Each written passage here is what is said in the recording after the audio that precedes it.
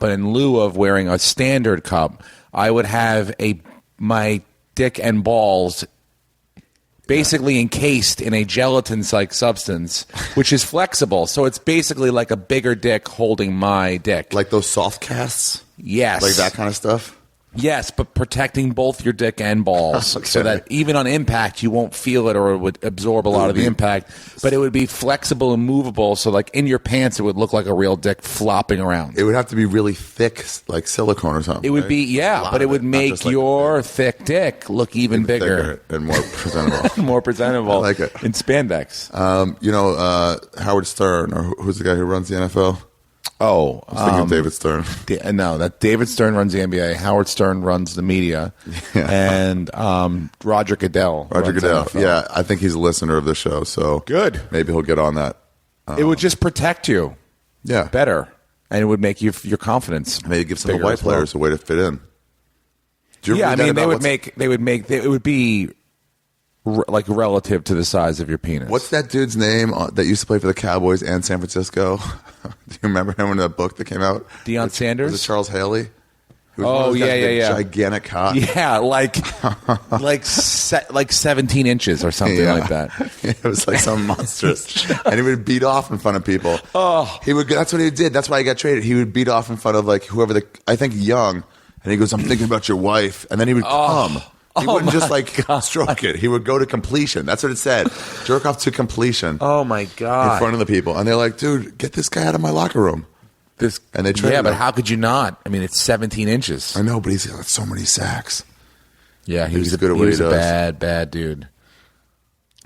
Who'd you do this podcast with? Kevin Christy. We talked about being a homeowner. Oh, really? Yeah, you're a homeowner, sort of. I am. Condo owner. Oh, no, you own a home now, too. I own a home now, too, as well. I have a condo and a home as well. Yeah. Is it a nightmare for you?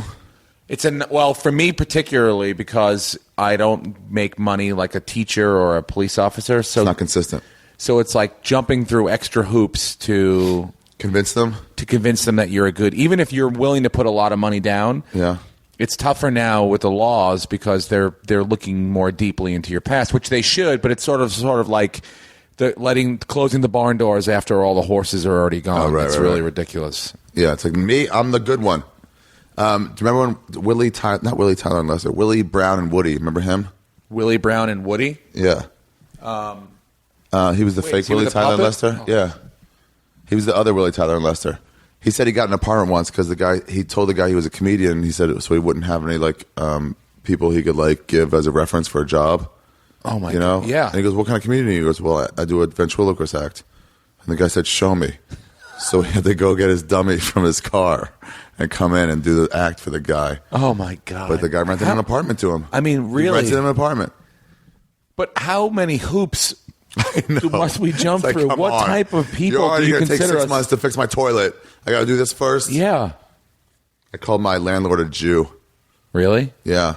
There was no hot water. It wasn't filling up my fucking bath or shower. It worked for like 8 minutes. And I fucking told him. It was months and months. I'm trying to get them to fix it. They try changing they switched my heater with someone else, and they tried doing lots of different stuff. Yeah. They're just not putting any money into it. And they finally replaced the pipes like I knew they had to. And it cost $200. And I'm like, I wrote an email. It's like, for 6 months, I couldn't take a full shower.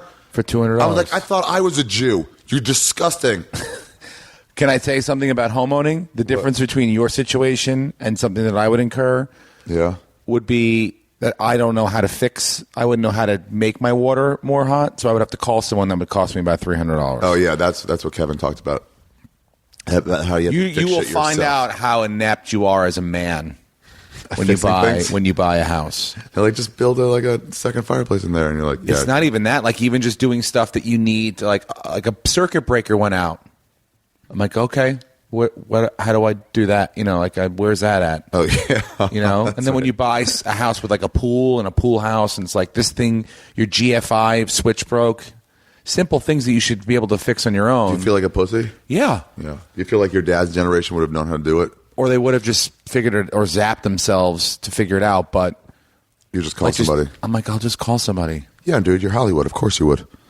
It's not that. It's just that they have a skill that I don't have. I know, I'm joking. Yeah. I literally, the only thing I can do that my parents know how to do is I can check my oil in my car. You can't check it. Check it. Not change it. No, I wouldn't even know. I couldn't get under. I don't want to know the slidey thing to get under. Yeah. The underneath of a car is probably might as well be the eighth wonder of the world because I've never seen it. It's also disgusting. When cats are under there, it's like, ugh.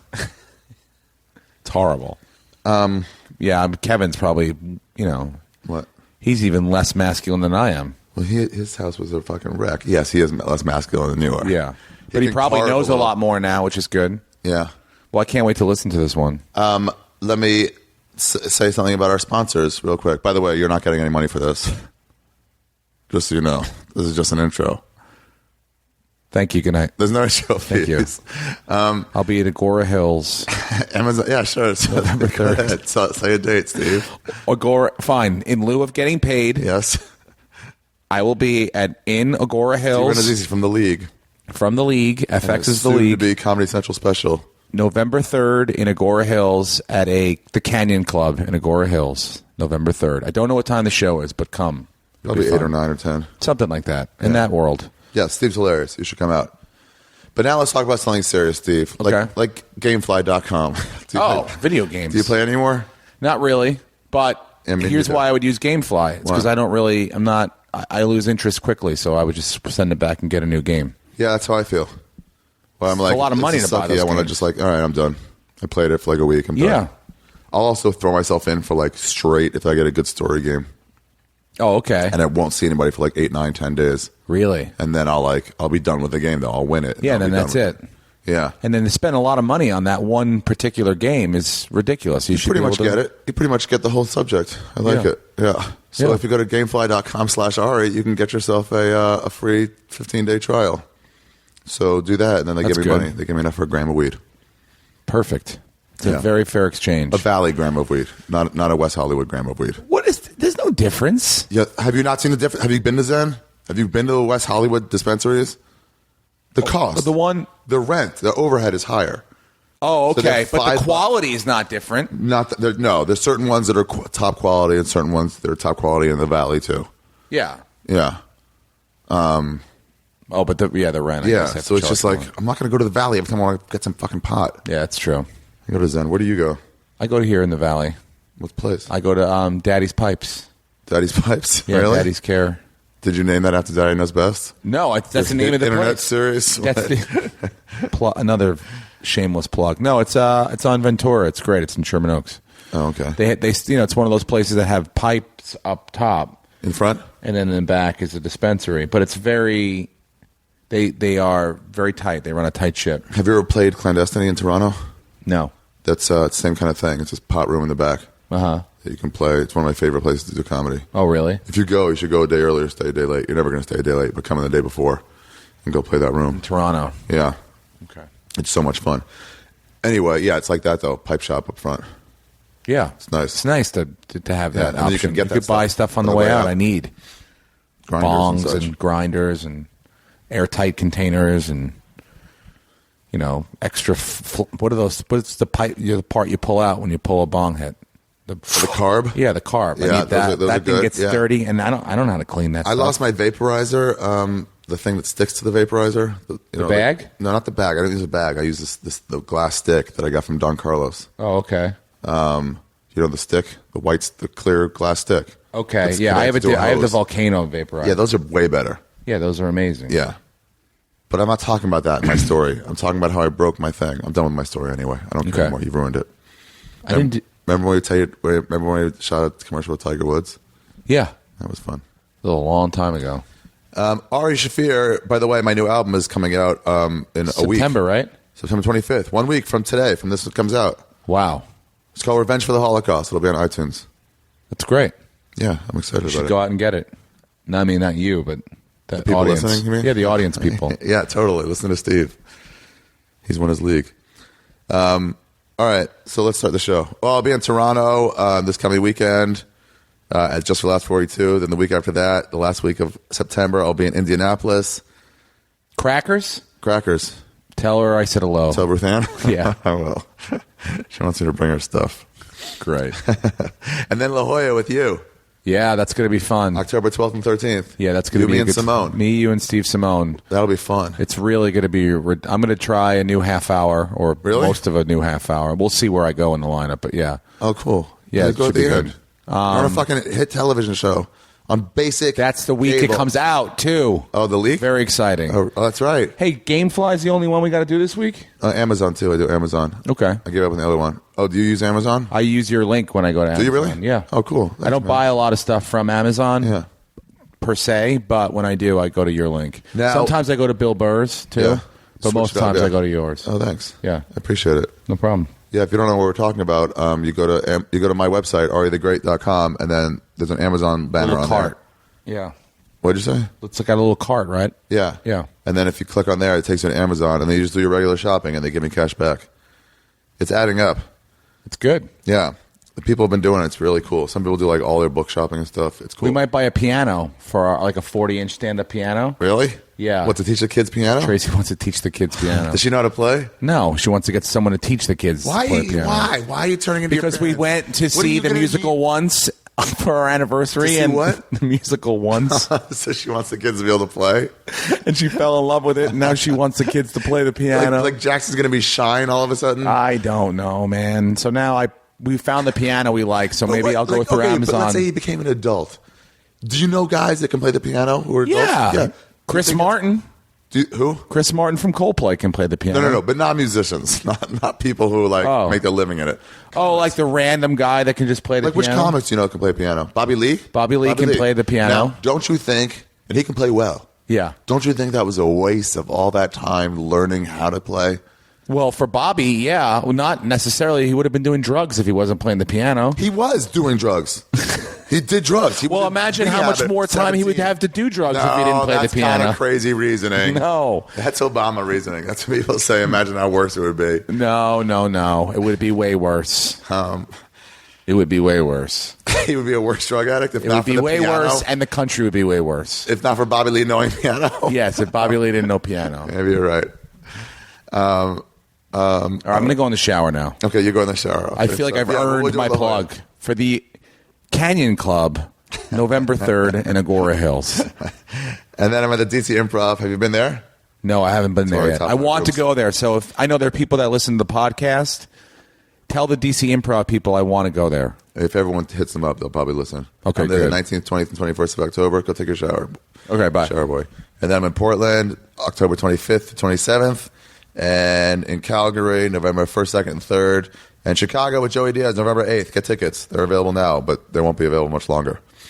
And then the 9th and 10th of November, I'm in New York City at the Stand for the New York Comedy Festival, where I'm doing 2 shows myself at 10 o'clock, and then I'm doing a live Skeptic Tank podcast at 6:15 on Saturday the 10th. All right, you guys, go to my website for all the details. Get ready for Ari Shaffir Skeptic Tank, number 77. All right, Steve told me. Ari Shaffir Skeptic Tank, number 77. A very, very, very fine house. Oh, that's what we should start with, right? That's the music we should start with. All right. Oh, wait, I said this with Kevin Christy, right? It's Ari Shaffir Skeptic Tank, number 77. A very, very, very fine house. We've started. Yeah. I still have to find a good way to enter into these. No, I think it's good like that. Really? Yeah, you're just like, we've started talking. Sometimes I just press record. Yeah. Midway through, and then it's just pick up in the middle of a word or sentence. That sounds bad. That sounds bad? Well, you just hear the end of a name like Uffaluppagus. They don't know you said Snuffleupagus. It's just like Uffaluppagus, here we... And then it's a non sequitur. It might be a problem, but... Even a long word. There's long words you don't want to start in the middle of. Yeah, maybe you're right. I like the way you started. Podcast started. Yeah. That's how you should say it. I do intros later. Yeah, you should say podcast beginning. Okay. Or just go podcast. You're about to get podcasted. Podcast. And then just go from there. Yeah, just go from there. That's a good idea. Yeah. Hey, did you ever clean this place up? Sometimes. Right now it's a particular mess. It would get way messier if I lived here. Yeah. It's messy right now. I need to clean it. I'm going to clean it tomorrow, I think. It's just been really busy lately. With what? Lots of art. Are you working now? Lots of illustrations for people. Do you get annoyed by that stuff? Yes. I feel bad every time I ask you to do a poster for the show. I mean, I get annoyed by it, but I also like doing it. And you know why I do it? Because I feel like the people that come to me, especially my comedian friends, you wouldn't get as good of a thing from someone else because you don't know them. Right. You'd have a hard time explaining what you want, so you wouldn't get what you wanted. Whereas because I know the comedians, I kind of have a better way of interpreting what you want and giving you that. So I feel like if I don't do it, you'll get something shitty. So I want to since I'm a comedian, I know how to talk to comedians about what they want. Yeah. Whereas if you just talk to someone you didn't know well, you can coach them through it. Yeah, I can explain it. Where I think someone would be less patient. Right. And I want comedians to have cool stuff. I'm also only doing it because I like the tradition of it. It's been like 2 years. We've had a poster by you every single time. Yeah, I like doing those posters. Really? Yeah, people have asked me too. They're like, "Can I do one?" I was like, "Man, we've got it covered." It's my thing. Yeah, I do it. It's like, people like them too. They really like them. I like doing them. I like doing them because they can be different style like every time. Mm-hmm. I don't have to like adhere to a style. Like a lot of times I've just like something I've always wanted to try doing. Yeah. I'm like, I'll do it. I use those posters to try it. Storyteller show. Yeah. Yeah, like try a style I've never really done to see if I can do it. Yeah. Like the hooker one. I was like, I've never drawn a hooker. Or like a busted looking hooker. No, but you always draw fat chicks. You're good at fat chicks. Fat and naked chicks. I'm good at making white, ugly people. Yeah. They're real easy to make look All ugly. you do in class is draw ugly people. I like drawing ugly white people. Man, I had all those drawings you did, the sketches you did for a while, and Allie took them all down. Yeah. I don't know where they are now, though. They might be gone. Or they might be on a shelf somewhere. She might have chucked them. I feel bad about it. It's partially my fault if I put them in frames and they're just taping them to the wall. Yeah. Although it probably looks cooler just taped to the wall. It was pretty cool. Plus, you told me some of them to crumple up for a while in a ball and sit on my back pocket. My friend he did this, the drummer of the Strokes can draw really, really well. Yeah. Unbelievably well. And he did a drawing for a book we made, and my friend, the art director, got the drawing. It was a ballpoint pen portrait, and just folded it up and kept it in his pocket for 2 months. It looked so cool. Really? When he took it out. Like, it had those sweet crease lines in it that had, like, turned white, and, like, the ink had mushed around. It just looked great. Oh, really? But, because anyone would be afraid to keep it in their pocket that long, but he was. He's just like, no, I'm just going to keep it in my pocket. It looked so cool. Wow.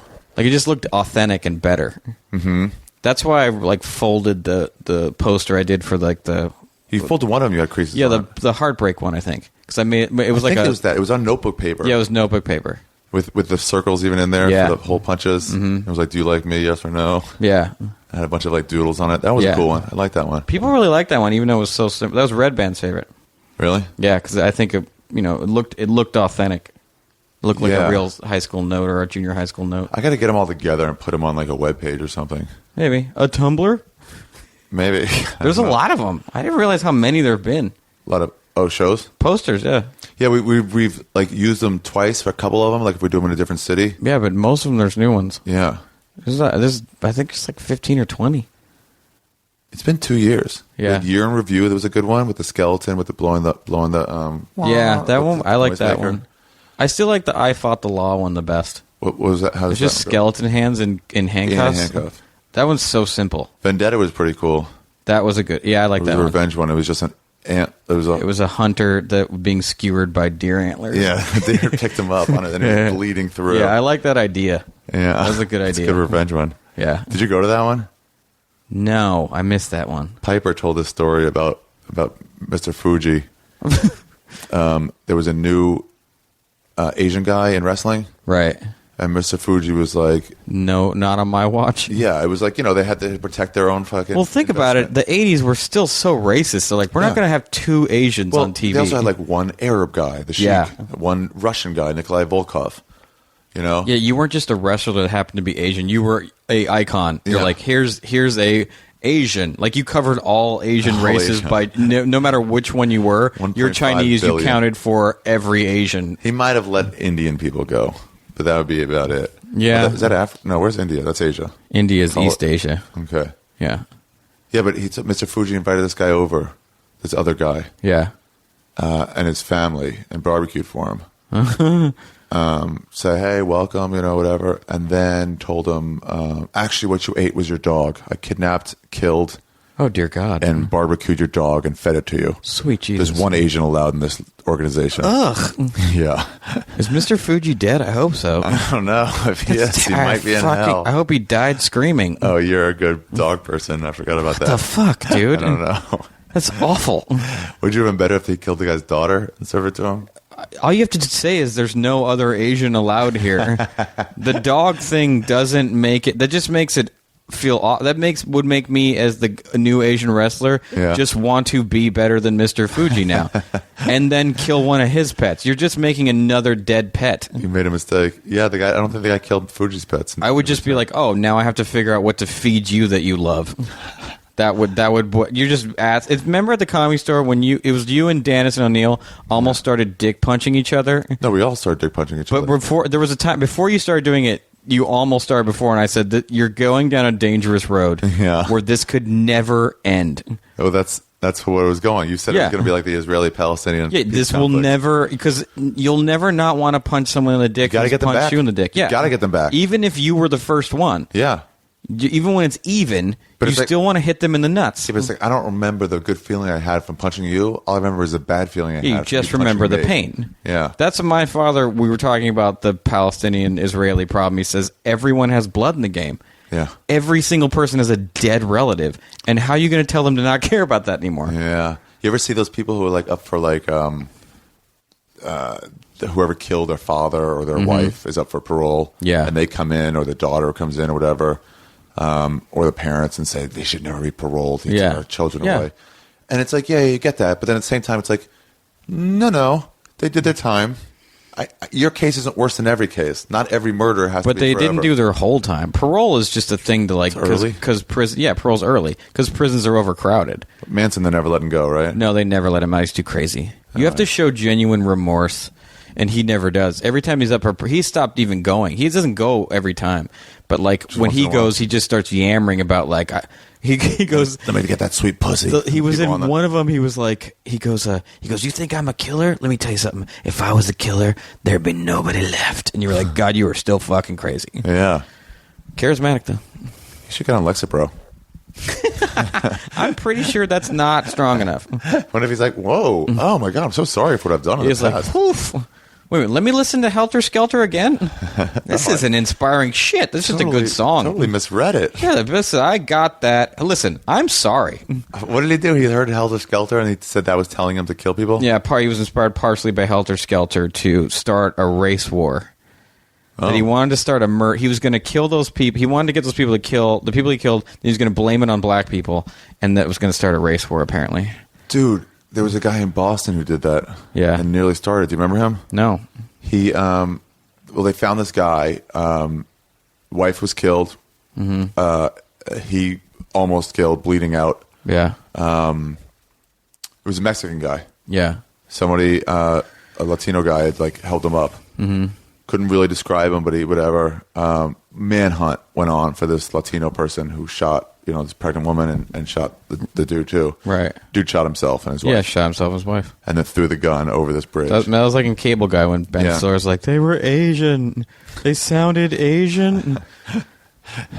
Ballsy to shoot yourself, though. I mean, if you're going to... They said the only thing that saved him was he didn't do it quite right and fucked it up. Oh, he shot himself poorly? Way worse than it should have been. Oh, wow. So they were like, There was a performance artist that had himself shot with a gun in the 60s. Yeah, I forget his name. In like the shoulder or something? No, he held out his arm, and the guy was supposed to just like shoot him through the, I guess, muscle, but the guy missed and like hit him in the bone. Oh. So it was way worse than it was supposed to be. It was supposed to be like a tiny bullet, like a .22, and the idea was like it would shoot through him, but he didn't. He like hit bone. Oh. The dude like fully had himself shot. He did this other thing too where he stood in an elevator with push pins, and when someone would get in the elevator, he'd hand him a push pin and go, stick me with it.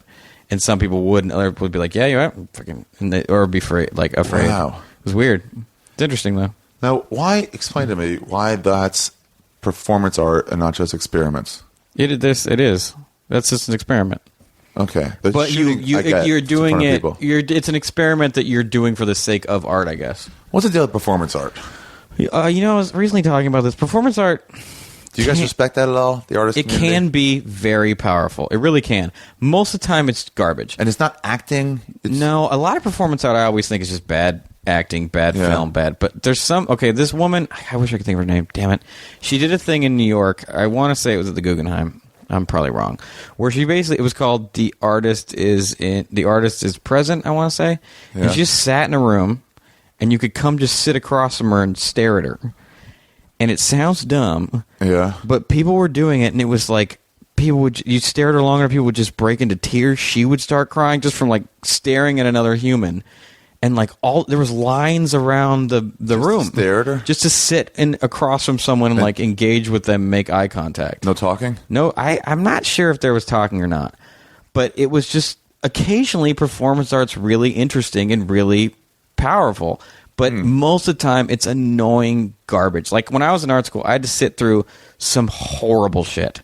Oh yeah. Plus, it was school version. Yeah, of it. these were kids that weren't that developed or smart yet. So with paintings, they had been looking at paintings their whole life. Yeah, performance art, like you don't even get to look at it. I did. I did once what could I guess technically be considered performance art. What, your rap group? No, your B-boys rap group. I was in this painting class in junior college, and everyone in the class was like into abstract painting, like throwing paint around. Yeah. And so every time I'd do a project, they would criticize me for being too like tight. Like I was trying to make things well rendered and drawn well, and so they were always encouraging me to like loosen up and like don't be so controlling. So I made a really well rendered painting of a woman, and I made everyone else like destroy it.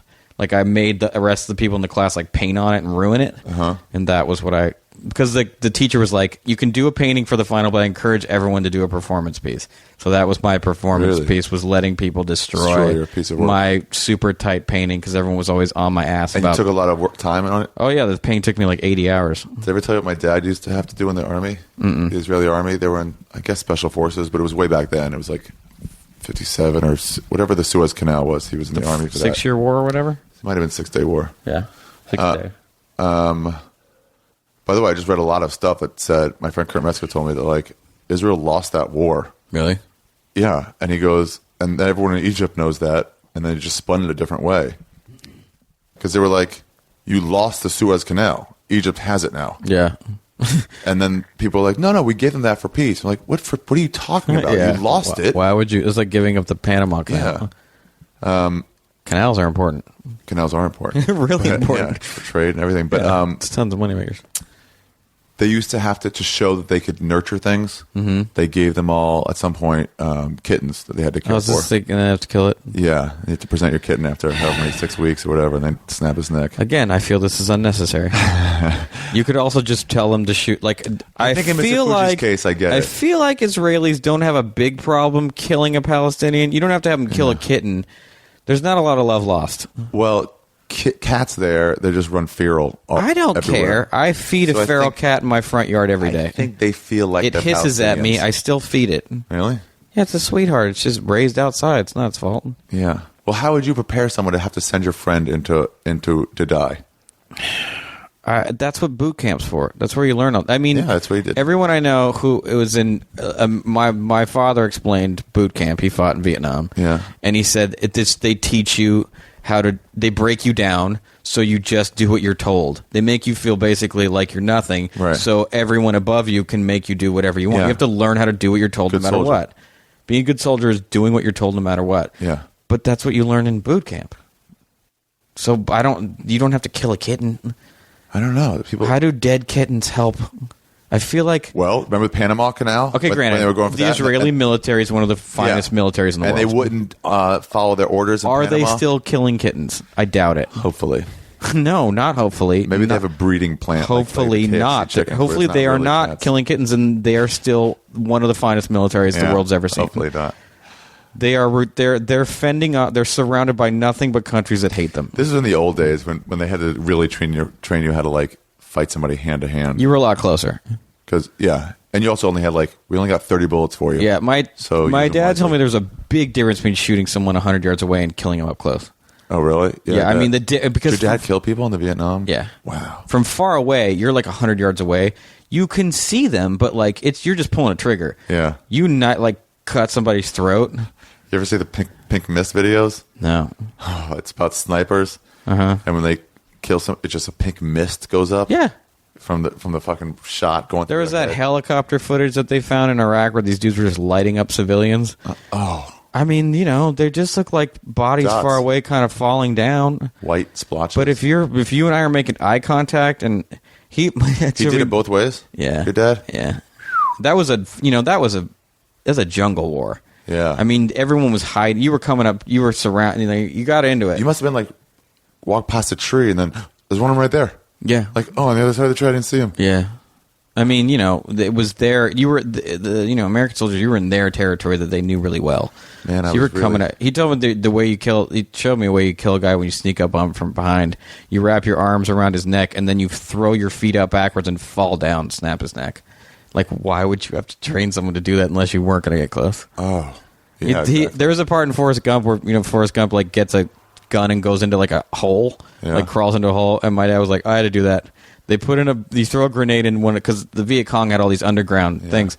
You throw a grenade in, it went off, and then you went in there with an infrared flashlight and a handgun, and you shot anything that moved.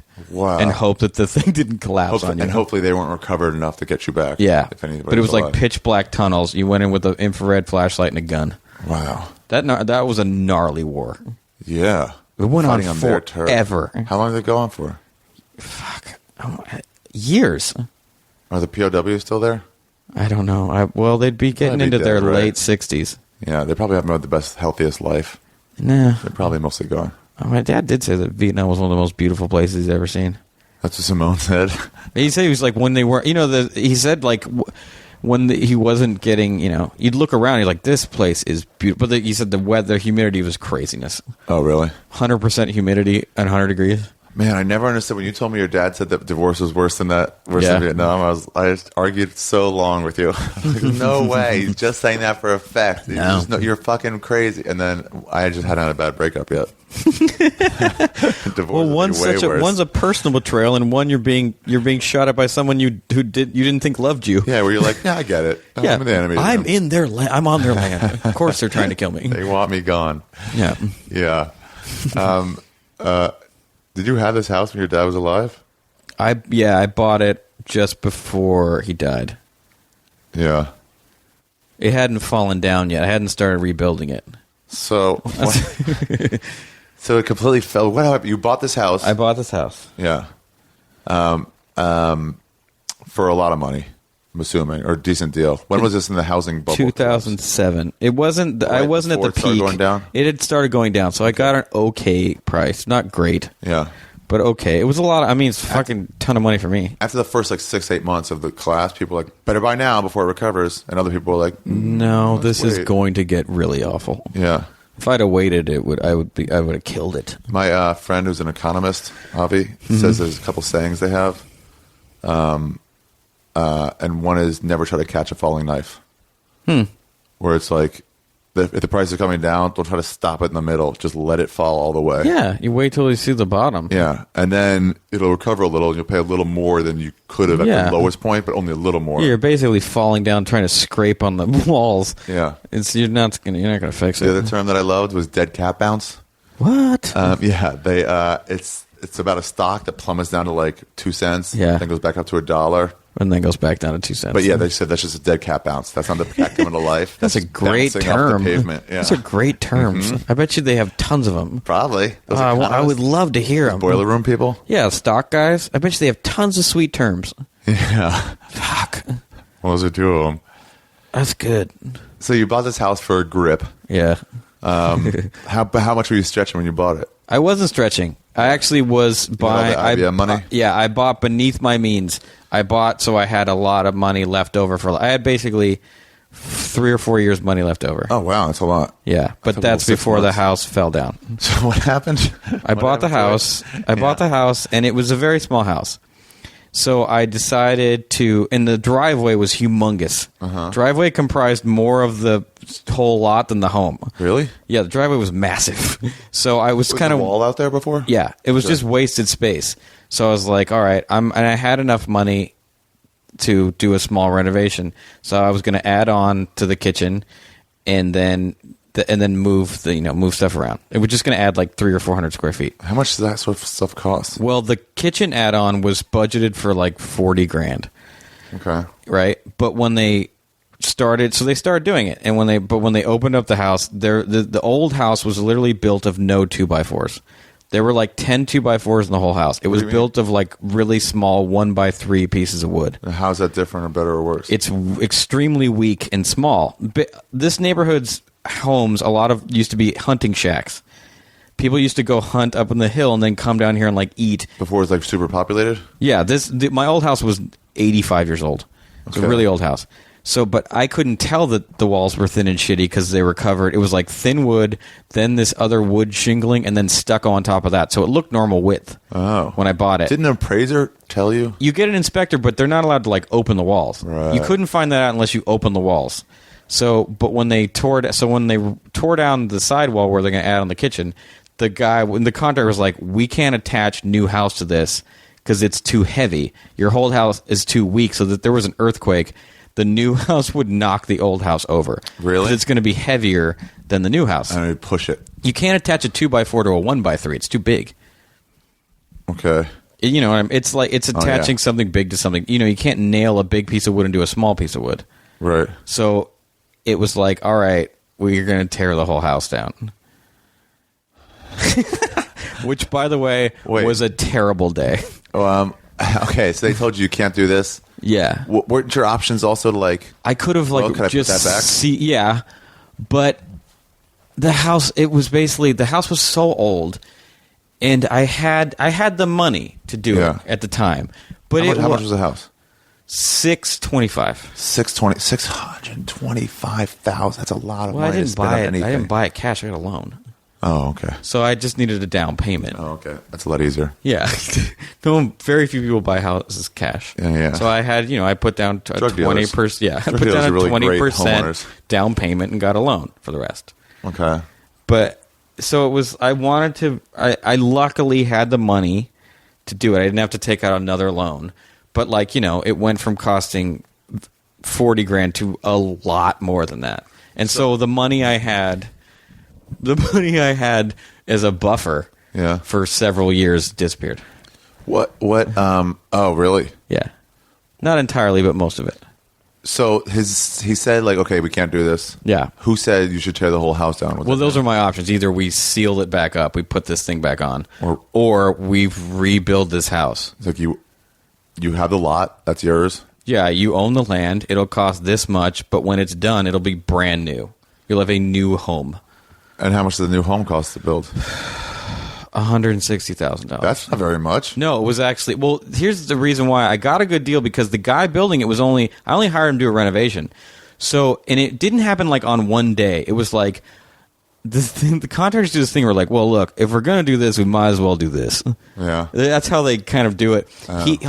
He didn't plan on building a new house either. So he sort of didn't have time to hose me. It was just like we kept adding on new things, so there wasn't like a big... Even he was like, you're getting a good deal on a new house. $160,000. It's a small house, but like... It's bigger than it was. Yeah, it's bigger than it was. So that means you're paying $500,000 for the lot? Yeah. Pretty much? No, even when I bought the house, the what I paid for was almost all land. The house itself wasn't worth anything because it was tiny and old. Oh. It was just all land. This area's land is worth whatever. Fuck land. Why do you want land? I guess you have... Land you can build a house on. Oh, right. Look, I bought a house because I was just told that's what you're fucking supposed to do when you have a little bit of money. That's what you're supposed to do with your money. Yeah. Which is total bullshit. Yeah, and they tell everyone you have to buy the house. It's this idea that we're supposed to try to grow up and get a house. But that was before the economy went into shitter. Yeah. That's what we were told our whole lives. It's not the case, really.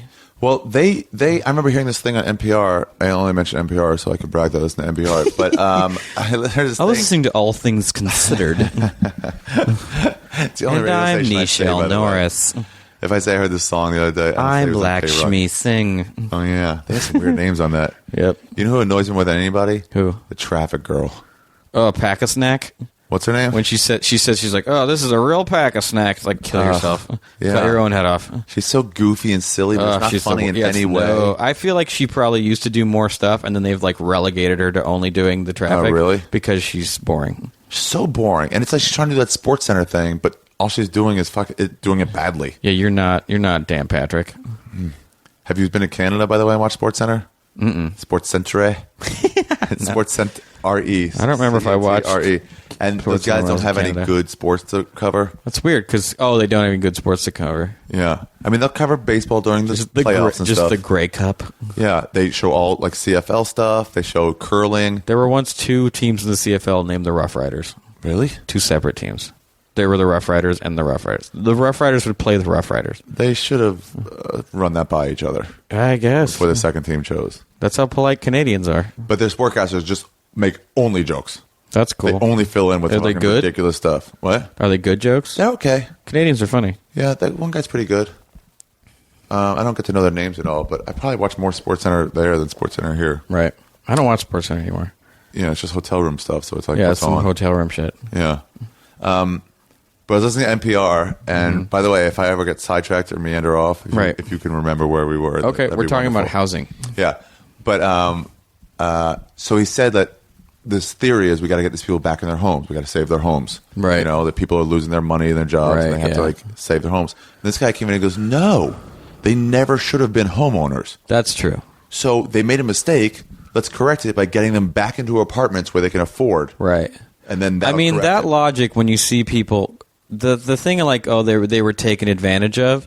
Yeah. They were and they weren't. To a degree, yeah. Different ones. I mean, you can't give a $700,000 house to 2 people that make $40,000 a year. Yeah. It's just not realistic. But you also can't be surprised when if you tell someone, hey, you could have a house, they're going to say yes because we were all conditioned to think that's like the best thing to ever happen to you. And also, the people that are in charge are the ones convincing you. Well, the banks were. Here's the thing: the banks figured out a way to make money off a loan, no matter if you paid it off or not. Right. They were credit fault swaps. Right. Credit default swaps. But if your bank tells you, like, no, you can afford this, you got to be like, all right. Yeah, we listen to the bank. I don't know everything. That's because they loan you the money and they sell the loan before you've made one payment. They sell the loan off. Yeah, they make money off of getting rid of the loan. Is that shadow or is that's shadow from the light? Oh, weird. Yeah, I mean that's the thing. They didn't care because they weren't making money off you paying them back. So they were giving loans to people that their whole thing was just selling loans. It didn't matter who they were selling them to. So you sell it to someone else. So how you take the interest of these people? When I applied for a loan, you try to get pre-approved. What does that mean? So you go into a bank where you're going to get your loan, and they look at your finances, and you're pre-approved for a loan. So when you find a house you like, so no matter what house you find, you don't have to wait to see if you're going to get a loan. Right. You can say like, I'm pre-approved, ready to go. Because by then someone else might come in and buy the house. Yeah, in the waiting period. When I went to go get approved for a loan, they approved me for $1.5 million. Really? Which there's no reason in hell I should have been approved for that much. But then you just have to start thinking about it, right? You're like, should I buy? Yeah, I remember my dad went with me. He's like, please God, do not in any way buy a house that is that expensive. Because your dad's been through it and he knows. Well, he just was like, if you have $1 million house, if you put 20% down, that means your mortgage you owe $800,000. Yeah, $800,000 would be like $6,000 a month, $5,600 a month. Wow, when your old rent was like $1,500. Yeah, my old rent at my old apartment was $1,300. That's how much that Burbank place was. Yeah, the place was bomb. It was a sweet place. Yeah, it was. It was a sweet place. Couple bedrooms, an office. Yep. Yeah. Killing it. But yeah, we've been conditioned to think that owning a home is like a definition of success. Picket fence, 2 cars, and a garage. But homes used to be inexpensive. Mm-hmm. Oh, really? Well, yeah. Relative. I mean, LA has always been more expensive. Yeah. But it used to be like, if 2 people worked, you could afford a home. But I mean, I even saw the bubble coming because I thought these homes just can't keep getting expensive. They're shooting up. Like you can't have a 2-bedroom house that's $1 million in a neighborhood that's not Beverly Hills. Okay. There aren't enough people that make $150,000 a piece in a 2-person household to afford these houses. Everyone started revolting and said we can't buy that, to a degree, not everyone, but a lot of people. And then that made the houses go down. Well, people lost their jobs. And a lot of people, what they were doing was they were buying a house. Yeah. Then the market was so crazy, your house would go up. So you'd buy a house for $500,000 in a year. Yeah, it'd be worth $750,000. So you'd refinance and take all the money out, or you'd sell it quick. So a lot of people were using their homes as like basically a credit card. That's something I never understood ever. When someone's like, okay, you buy a house, it's $500,000. Right. it's gone up to $750,000. Right. So you sell it, you've made $250,000. Right. Now you get yourself something else. Mm-hmm. But the other house that you're going to buy is that much more expensive. It was $300,000. Now it's $500,000. Yeah. So you're not really. You either have to go to a cheaper neighborhood, or get out right before it collapses and then buy again. Yeah, I mean, I'm sure lots of there were tons of people that sold right before it burst and then just didn't buy anything new and probably crushed it. Right. Just bought houses that were so much more expensive, and there were houses that were like $1.5 million. Those were the ones that really saw huge drops because they were so overpriced. So people were buying houses that were 1.5 for like $800,000 in LA. Really? Yeah. I remember this time where it was people like, you bet, when I was thinking of getting one, like a condo or something, they're like, you got to go now. Yeah. Because it's only going to double in 2 years. Everyone we know is like, dude, you buy this place for $300, sell it for $650 in a year. It's like, that's retarded. Yeah. That logic was it was casino logic.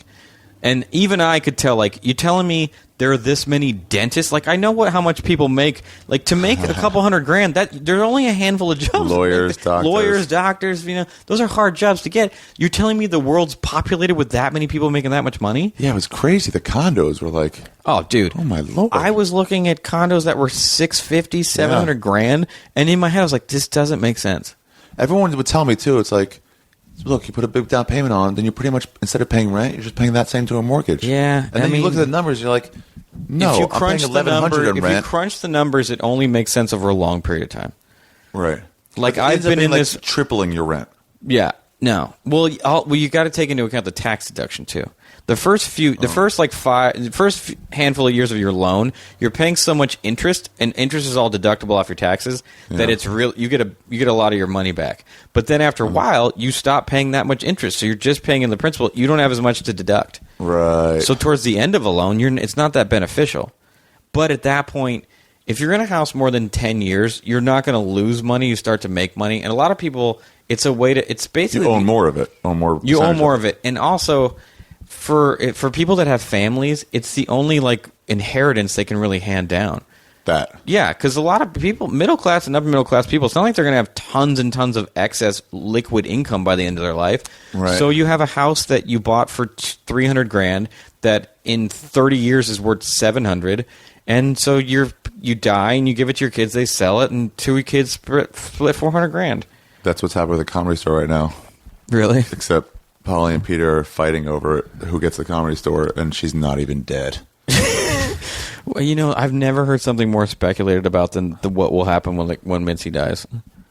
To the Comedy Store? Does anyone know the truth on any level? You got to think if Polly runs it. What's the rumor? I've always heard the rumor that there's a clause in her will that it has to stay a comedy club. No. Yeah. I don't think so. I doubt that. And they can get that changed anyway. Plus, it comes to think, when the Dodgers, when they split up, McCourts split up, neither one of them had enough money to buy the other half out from the other person. Yeah. So they had to sell it to a third person. Doesn't Scotty have a lot of money? Does what? Doesn't Scotty have tons of money? Scotty, he didn't get the store. Oh. He got something else. The house or something. So Paulie gets the store? Paulie and Peter. Okay. And I think the other ones now are angry and they want to get involved too. But I think if neither one could afford to buy it, it's worth a lot of money. Yeah. And the real estate, owning that lease or whatever it is worth a ton of money. I think what Peter says is it's more profitable as a parking lot. It absolutely is. We make more money and less employees. Just no lawsuits. Mm-hmm. Come all the time. You'd have to like having a comedy club to want to keep it a comedy club. So Paulie wants to keep it as that, but then you have to have Paulie as an owner of something. Yeah. And he's not trained as a businessman. No, he's a comedian. Yeah. So unless he's smart enough and egotistical, he would have to want to he would have to want to become only the owner of the comedy store. He'd have to get him a day manager that would run. He'd want to not be a performer anymore. Oh, right. Which I don't think he wants. He's so good. Okay, so this whole place fucking fell. Yeah. They tore it down. They tore it down. One day there literally was just nothing. How did they do it? Wrecking ball? You know what sucks? Because I didn't know it. It got torn down bit by bit, in steps. Yeah. I wasted so much money on demo. Whereas literally the guy who tore it down was like, "You realize if we'd have known this, I could have just tied a hook to your old house and pulled it down in a day." Yeah. Why'd you do it? Because it wasn't clear the whole time that we were. It just became more clear. So it's over like 3 weeks, there was knock the kitchen down. Yeah, and demoing more and more. Whereas like if I knew I was going to tear the whole thing down, you just have a backhoe. You tie a hook to the fucking house, and it was so thin you could have pulled it down. Really? Yeah. Did you at least get to take like a sledgehammer to a wall or something? Yeah, it was such a terrible time. I broke lots of stuff. That sounds awesome. It was fun. Yeah. Breaking stuff was fun. I used to break lots of stuff. I was so mad at this. Situation? In the situation in this house. I would constantly, like, when they poured cement, I would always write, like, death and fuck everything in the cement. They're like, it's your house. You want to write something in the foundation? And I think I wrote, like, fuck yourselves. Really? I think I wrote, like, fuck everything, 2000. Is anyone ever going to find that? No, it's in the foundation. Even though they tear the house down? Yeah, they'd have to. No. You should have left a cricket inside a There's probably tons of dead bugs in there. Why'd you get the house? Because that's what you're supposed to do. I don't know how to invest money. So I made some money. You gotta stay up on it. You can't just say, all right, here's the money. I made some money from the IBM thing. Yeah. What I would consider a lot to me. Shitload. It was great. It was to me it was tons of money. And my father was like, you're not going to know what to do with this. So you're just going to whittle it away. Yeah. You need to put it in something to where you can't just whittle it away. Buy a house. So then the money. Invest in drugs, man. Yeah. Honestly, if I'd invested in a small weed business that I didn't have my fingerprints on, I'd be a millionaire. Oh, well, yeah. That's what everyone thinks now. It's still no one tries to do it. If I'd have gotten to like the pot repository whatever thing. Isn't that what repositories? Isn't that what they're called? You're such a fucking straight edge. What? Pot stores? You really call them pot stores? You can't call them pot stores. What do you call them? Dispensaries? Dispensaries. Okay. Repository. That may be the wrong word. Oh. That may not be like a nerdier word that I may be misusing. Have you ever been to one? I wish David Taylor was here to tell me I was using the word wrong. No. Where did JFK get shot? That's a depository. Book depository. Yeah. You deposit. That means you leave them. Where do you deposit books? Yeah. That's not a thing. But yeah, at that time it was like you get some. If you have enough money to buy a house, you buy a house. That way your money's safe. Yeah. Which it isn't, but I mean. My house, I'm not underwater. My house, I don't owe more than it's worth. Oh yeah, that's what happened to a lot of people. When they bought the house for $500,000, then it was worth. Well, yeah, you bought in neighborhoods that were just inflated. Right. That happened a lot in the valley. Tons of houses in the valley. That happens too in like neighborhoods where, how do I say this nicely, where the blacks move in, and then like in Crown Heights, all these old Jews were there, and the blacks started moving in, and then or the Latinos too. A lot of Spanish. And then the house would go down, but the older people were like, I'll wait. Yeah. It'll be fine. My synagogue's here. And then it went down even more. Now we can't sell. This house is worth $40. Yeah. How much of it was just because you were with a chick and you wanted to like have a place to live? No, I was planning to buy a house before that. Okay. Like that wasn't a factor. What was she saying? Pushing you towards it, or just saying like whatever you want to do? Well, everyone wants you to buy a house. If you can afford, that's the thing. Back then, it was like if you could afford a house, you were stupid not to, because it's such a good investment. How much scratching is going to be on the microphone if it's on your beard? I'm not moving it. Okay, that'd be okay then. Yeah. I should plug in my earphones so I could hear. Foam. What? Foam mic cover. It comes up a little bit. Whatever. We'll see. I'm just moving my mouth. It's not scraping. Okay, try moving your mouth out, but don't talk. Yeah, you're okay. Yeah. I would be able to hear it. I would stop doing it. Yeah. Putting your money in a house was somewhere safe. But also the way a lot of people got underwater because they didn't have any. When they were giving you people loans, you didn't have to have much of a down payment. I put down a normal zero down. Yeah, zero down. Thing. That's the problem. So you interest only loans. Interest only loans that everything was loan. Every part of what you had was loan. That T-shirt's so bomb. Yeah, that's pretty cool. It's so good. Pusshead.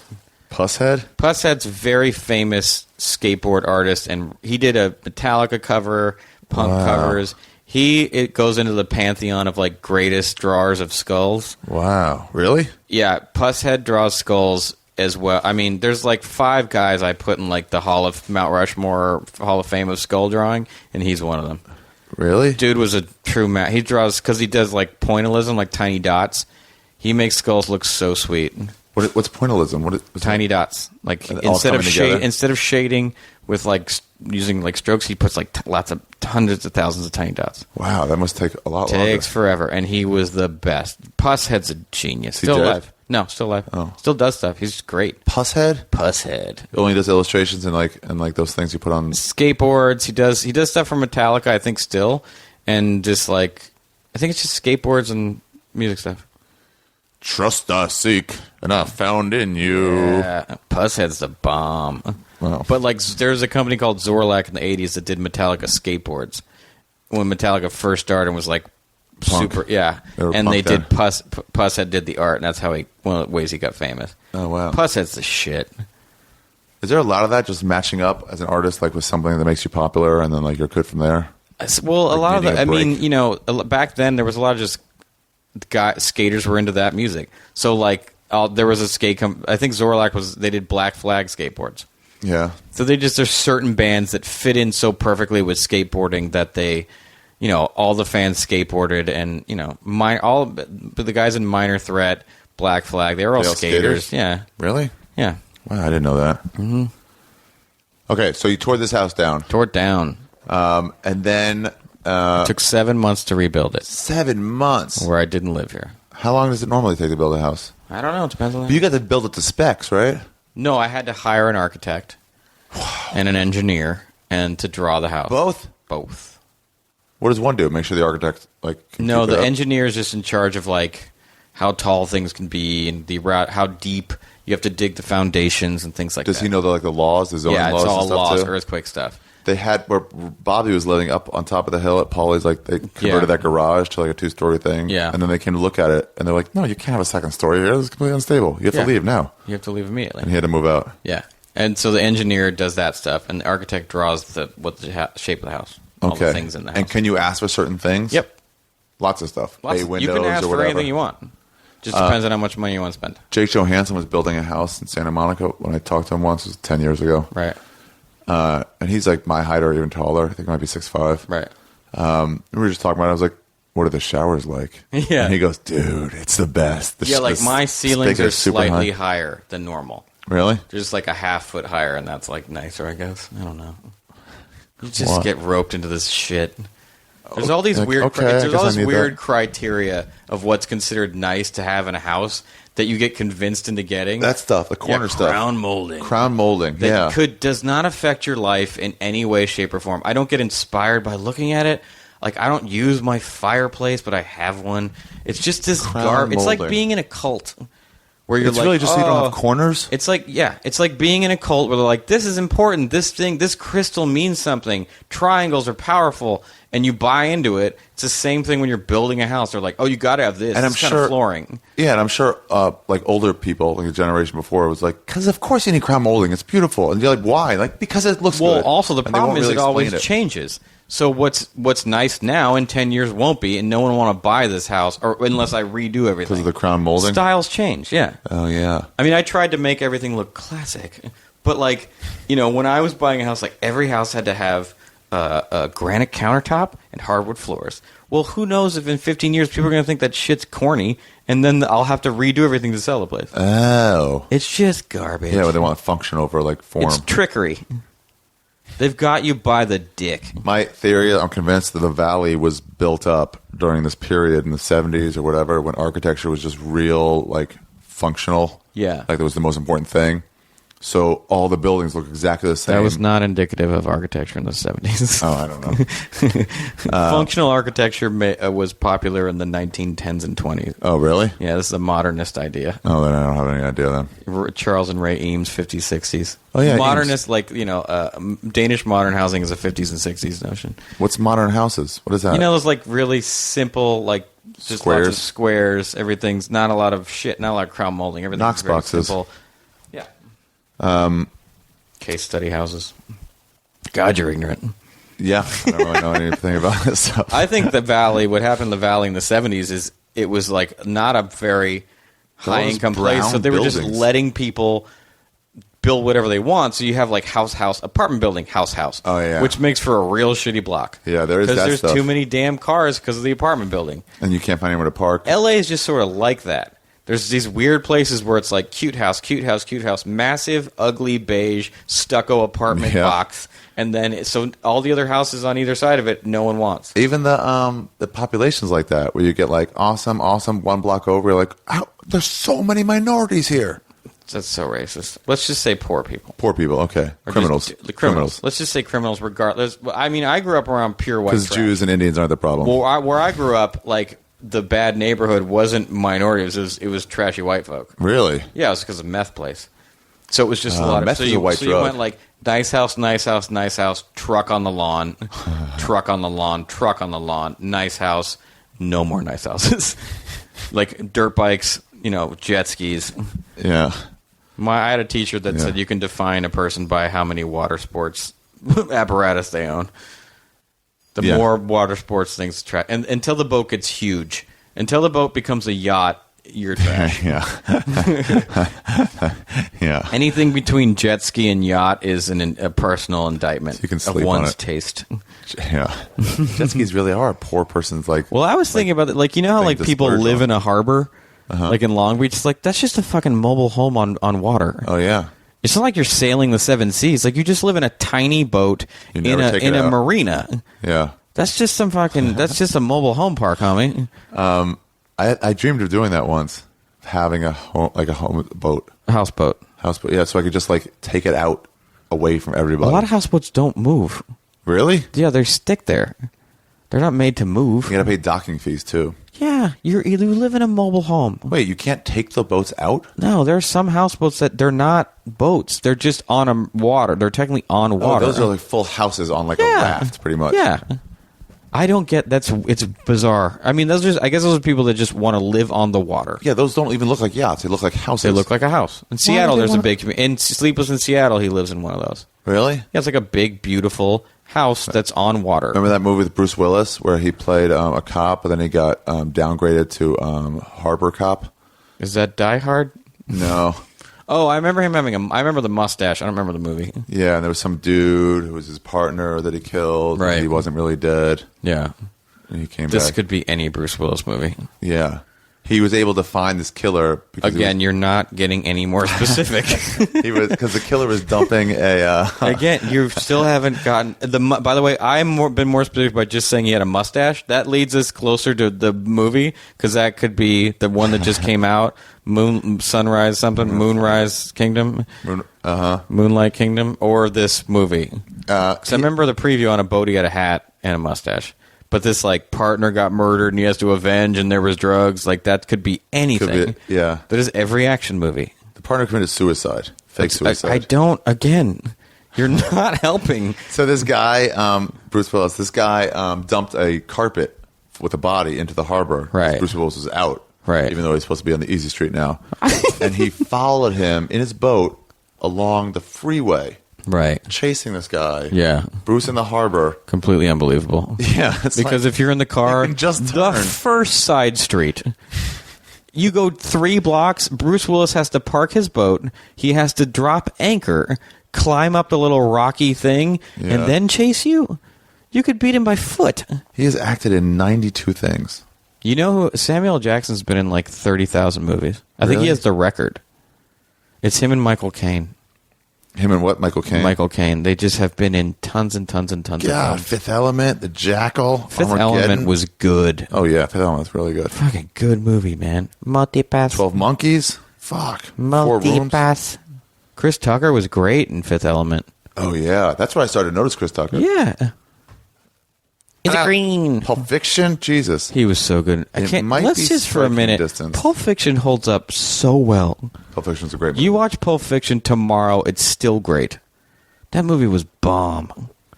So good. I'll stick my dick in it. It really was good. I was studying that movie for class. You're obsessed with that movie. Yeah, well, only because of that. But I told my teacher we had to do an American director. We studied them, and preferably one of the people that we were studying, Scorsese, Kubrick, and not Penn, not Altman. I don't know, there's somebody else. Spielberg? No. Zemeckis. North. Who did JFK? Oliver North. Oliver Stone. Yeah. So I was doing Pulp Fiction. He goes, okay, you can do it, but you got to watch it like at least 10 times. Mm-hmm. And I was like, all right, I guess so. Yeah. And I watched it over and over again, and then I started seeing stuff that's hidden in there. Yeah.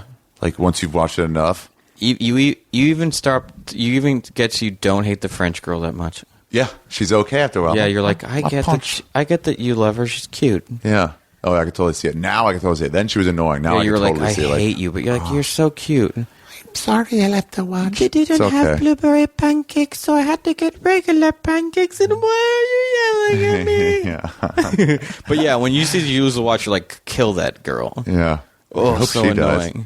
The one I noticed was at some point they were mopping off brain matter off the back seat of the car after Travolta accidentally shot that guy from Matt TV. Yeah. And I noticed that too, the casting. It's like, this guy's on Matt TV right now. You know him as a funny person, so nobody's going to mourn his death. Yeah. It'll be fine. But he goes, he's talking to Samuel L. Jackson, and Samuel L. Jackson's making fun of him. Right. And he goes, dude, I'm like a race car ready to fucking go off right now. Yeah. And then I was like, huh. And then I started rewatching, and every time Travolta's character comes into that movie, there's some version of race car around. All his analogies are car analogies? No, not all the analogies, but like when he calls the guy he bought drugs for, saying Uma Thurman's OD'd, he needs to come. The guy's just sitting there eating cereal, wearing a Speed Racer shirt. Right. So he's sort of giving away like Travolta's about to come. Oh, so he uses it as like a bellwether or harbinger. Sort of, yeah. Wow. And then the scene where Bruce Willis gets into the where he goes into his house looking for the watch. He's like, I got the watch back. Right. And he's walking along, nobody's there. He opens the door slowly, nobody's there, and he's like, okay. And he walks along, and on this bookshelf, he shows from his waist down, there's a fucking toy model car. Wow. On the bookshelf. And he's pretty much saying, like, if you're willing to examine this movie, that's John Travolta's icon. That's like the sign that John Travolta's about to show up. So Bruce Willis, like, you're gonna have to. And he's got that Malibu that he talks about with Stoltz. Oh yeah. Eric Stoltz told me to never fix my teeth. Eric Stoltz told me what? Never fix my teeth. Told you that? Yeah, he directed something I was in. He made me promise to never fix my teeth. Your teeth are horrible. Why? I know. He said in 20 years, all actors are going to have the same teeth, and I'll be the only one left with weird teeth. But I'm going to fix them. Are you? Yeah. When? Soon. You're fucking 35. Yeah, but I didn't get a job recently because they said my teeth were too distracting. Really? Yeah. Let me see them. You know what it is? And I asked my friend, who's looks like a little kid. Yeah, that's the problem. There's I'm too old. Circular. When you think of an adult male, you don't think of messed up teeth. You think of a normal man has normal teeth. How are my teeth? Your teeth are good. You have great teeth. Thanks. Braces. I'm going to spend money to get my teeth to look like yours. My friend got a retainer, and it just like pushes them. You don't wear it's not like braces that you wear all the time. You put in a retainer. God, I hope you get a mouthpiece that you can walk around in. I'm going to punch you so hard. Why would I ever wear a mouthpiece to a comedy club? You should go on stage with the mouthpiece. That would be awesome. That would be awesome. I would. You know what I would do if I get the retainers? I'd like to walk on stage and take them out before I tell jokes. I loved retainers. Yeah, I used to take one, put it one that I had. I put it in my hand behind my back. Right. And I go up to people like, pick a hand. And they pick. And if nothing was in there, they'd be like, nope, wrong. But if they picked the hand with the retainer, I would be like, yep. I threw it to them. They would know what it was, and they'd catch your it, gross retainer. and then go, ooh. Yeah. My first crush I can remember is my friend Scott Cohen's sister, Wendy Cohen. Jew. And she had retainers, and I just thought it was the cutest thing in the world. Really? I was 10. You were smitten by anything she was 12, and she was so cute, and she had retainers. So I always had until I was like a teenager, I thought retainers made girls hot. What's she doing now? She's probably 37. I don't know. Wendy Cohen, man. She was so cute. She was so nice to me. She knew I had a crush on her and was nice to me about it. Like she'd be like, hi, she let you down easy? Well, I never tried anything. I just looked at her a lot. I was a coward then like I am now. You think she's on Facebook? Probably. I'm going to pause this for a second. I want to look her up. She probably... No, she's married. She has a different last name, which I don't know. Oh. Sorry. It's okay. But yeah, are you into the fact that I had a crush on a Jew? Yeah, I like it. Okay. I like it. Cool. It was Striking Distance. That's the movie. 1993. Coming from a police family, Tom Hardy ends up fighting his uncle after His name's the murder. Tom Hardy like the actor. from Batman. Oh, yeah, you're right. After the murder of his father, Tom believes the killer is another cop and goes on the record with his allegations. Demoted then to river duty, the killer taunts Tom. Sounds like a town full of dirty cops like Copland, starring Sylvester Stallone. Copland was an excellent film. 5.6 stars. That seems high. That seems real high. You ever seen Copland?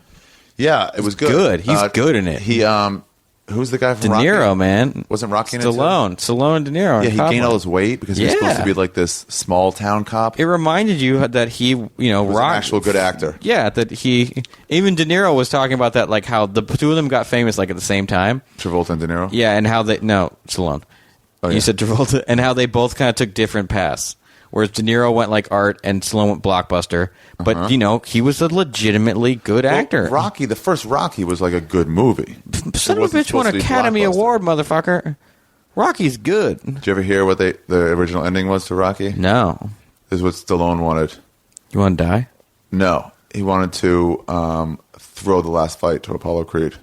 Wow. Because Apollo needed the money or something, and so he was going to be a nice guy and throw it for him. And he was going to get paid for it. Yeah. And then everyone in Hollywood was like, hey, we love it. You can't not win the last fight.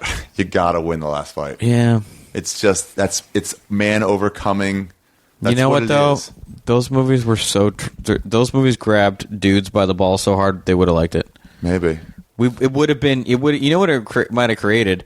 A new sense of like what doing the right thing is, like being a winner isn't always necessarily, because people, like those gritty movies at the time. By that point, men were so obsessed with Rocky. Yeah. If Rocky had done that to like do a solid for his friend, it may have changed male perception of what is being a winner. Oh yeah, maybe. I wish it would have been that way. Contest oriented. Yeah, we're all about being on top, whereas that's not necessarily winning all the time. This is what I find my friends do when they get road ragey, or when they get anything, whatever. They just want to prove somebody wrong, fight on Twitter or something like that. Right. They want to show them that they're right and argue. And it's like, what are you arguing for? You're never going to win. That's the thing. I was talking to somebody who got, like, someone replied to them with something shitty. And I was like, it's because you have over a certain number of followers. The one time I replied to somebody, after I did it, they were like, I got Kevin G. Christy to reply to my thing. I shit on him. It was like, oh, that's all you wanted. Oh, yeah. So I don't care what you say to me. If it's super lame, I block you. Yeah. Or I just don't. I don't. Just let it go. I don't see you, homie. Yeah, exactly. Just ignore them completely. Yeah, just like, come on, man. To me, I just see it as like, like super transparent. Wild animals that you're just like, oh, let's walk around. Like, when there's a barking dog and it's not a fence, like, let's walk around. And also, like, you don't be like, hey, dog, I didn't do anything to you. You have to stop, like, barking. Yeah, and like, try to reason with like, it. It's also, it speaks to, like, a weakness in my personality to where I could let that bother me. Oh, yeah. It's like when you're doing stand-up, and if one person isn't laughing, you fixate on that one person as opposed to the 100 people that are. Yeah. But the thing is, too, it's like, that comes from, like, a winner mentality. Like, this contest mentality where I have to win. I have to beat people. Yeah. And that's why you have to respond to them to prove that you're right, but you're never gonna. You're never gonna win. I don't think anyone has ever experienced one of those, like, whatever those things. They're gnats. They're little fly. You can't fist fight a swarm of gnats. But I've never seen anyone have respond to the guy and have the guy go, "Oh, I never thought of it that way." All right. I blocked a dude once because he just kept being annoying. Yeah. And he kept kind of saying, as I blocked him, or no, this is what happened. A guy shit on me, so I retweeted him. Yeah. He was like, Kevin Christy sucks, so I retweeted him. And then I guess lots of people, like, shit on him, and I blocked him. And then, like, an hour later, he's like, I guess I do miss his jokes. He is pretty good. And I was like, okay, I guess I won. But then it was just like, this sucked. Yeah. It was like the emptiest victory in the world. Like it was an internet victory. Yeah, they're not very good. Internet victories don't exist. They're in the air. Yeah, it's just imagined, huh? Yeah. Does the internet exist? Prove it. That's why Where it's the is worst it? when all those people are like, I fucked your mom. And it's like, what are you talking about? This is not an insult here. You live in Iowa. You if my mom got laid, she'd tell me. Yeah. I mean, she wouldn't say I got fucked, but she'd be like, look, I met someone. You don't even know where my mom lives. You don't know Judith Christy. There's no way you know Judith. You're good on Twitter, by the way. Thank you. I try really hard. Sit there and write jokes all day long, huh? No, I can't. I can't like sit down and force one. I just try to pay attention and look for things to make jokes about. Yeah. But I really like it. I really like Twitter. Kevin G. Christy. Kevin G. Christy at Kevin G. Christy. CHRISTY. CHRISTY. But I really like it. It's fun. It's the only, like, if I'm not doing stand-up, I can get validation at 1 a.m. Something to do. You know what my friend Kurt Metzger does? Facebook rants. Like, he doesn't have enough space for 140 characters on Twitter. Yeah. But he just writes these long things on Facebook. Let it out, man. Yeah, and then people respond. He responds to them in the comments. Open a dialogue. And yeah. He gets material that way. I've gotten 5 good jokes. The best joke I have right now came from a tweet. In your act? Yeah. My closer right now came from a tweet. That's good. Yeah. And I also think it's a good place to lay claim to an idea. So if someone's like, "Oh, you stole that," I'm like, "No, I tweeted it a year and a half ago." Right. Yeah, that is nice. It's just a record. Nobody's really worried about who's stealing from who. Yeah, I don't know. Stuff. Although tonight at the show we just did, Allie told me that there was people in back like with notebooks, and it made me remind me. Allie, the girl I'm seeing. She at the show? Yeah. Oh. But she said there was people with notebooks, and I was like, "Oh, they're stealing jokes," but maybe I don't know what they're doing, taking notes. I had my I had a notebook out at the Comedy Store, and the rule always there. Yeah, you can't. We were door guys, like, you cannot let people record or write anything down.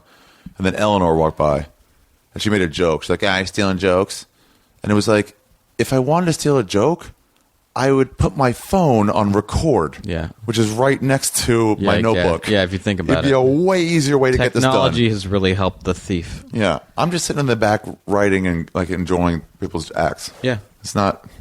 Anyway, yeah, it really has helped the thief. Mm-hmm. I recorded a Freddie Soto set once just because I wanted to study it later. Right. I talked to somebody about this. I was so worried I was going to get caught and blackballed because they would have been like, "Yeah, sure, you're just taking it to study it." All that shit. It's like, guys, relax. Yeah.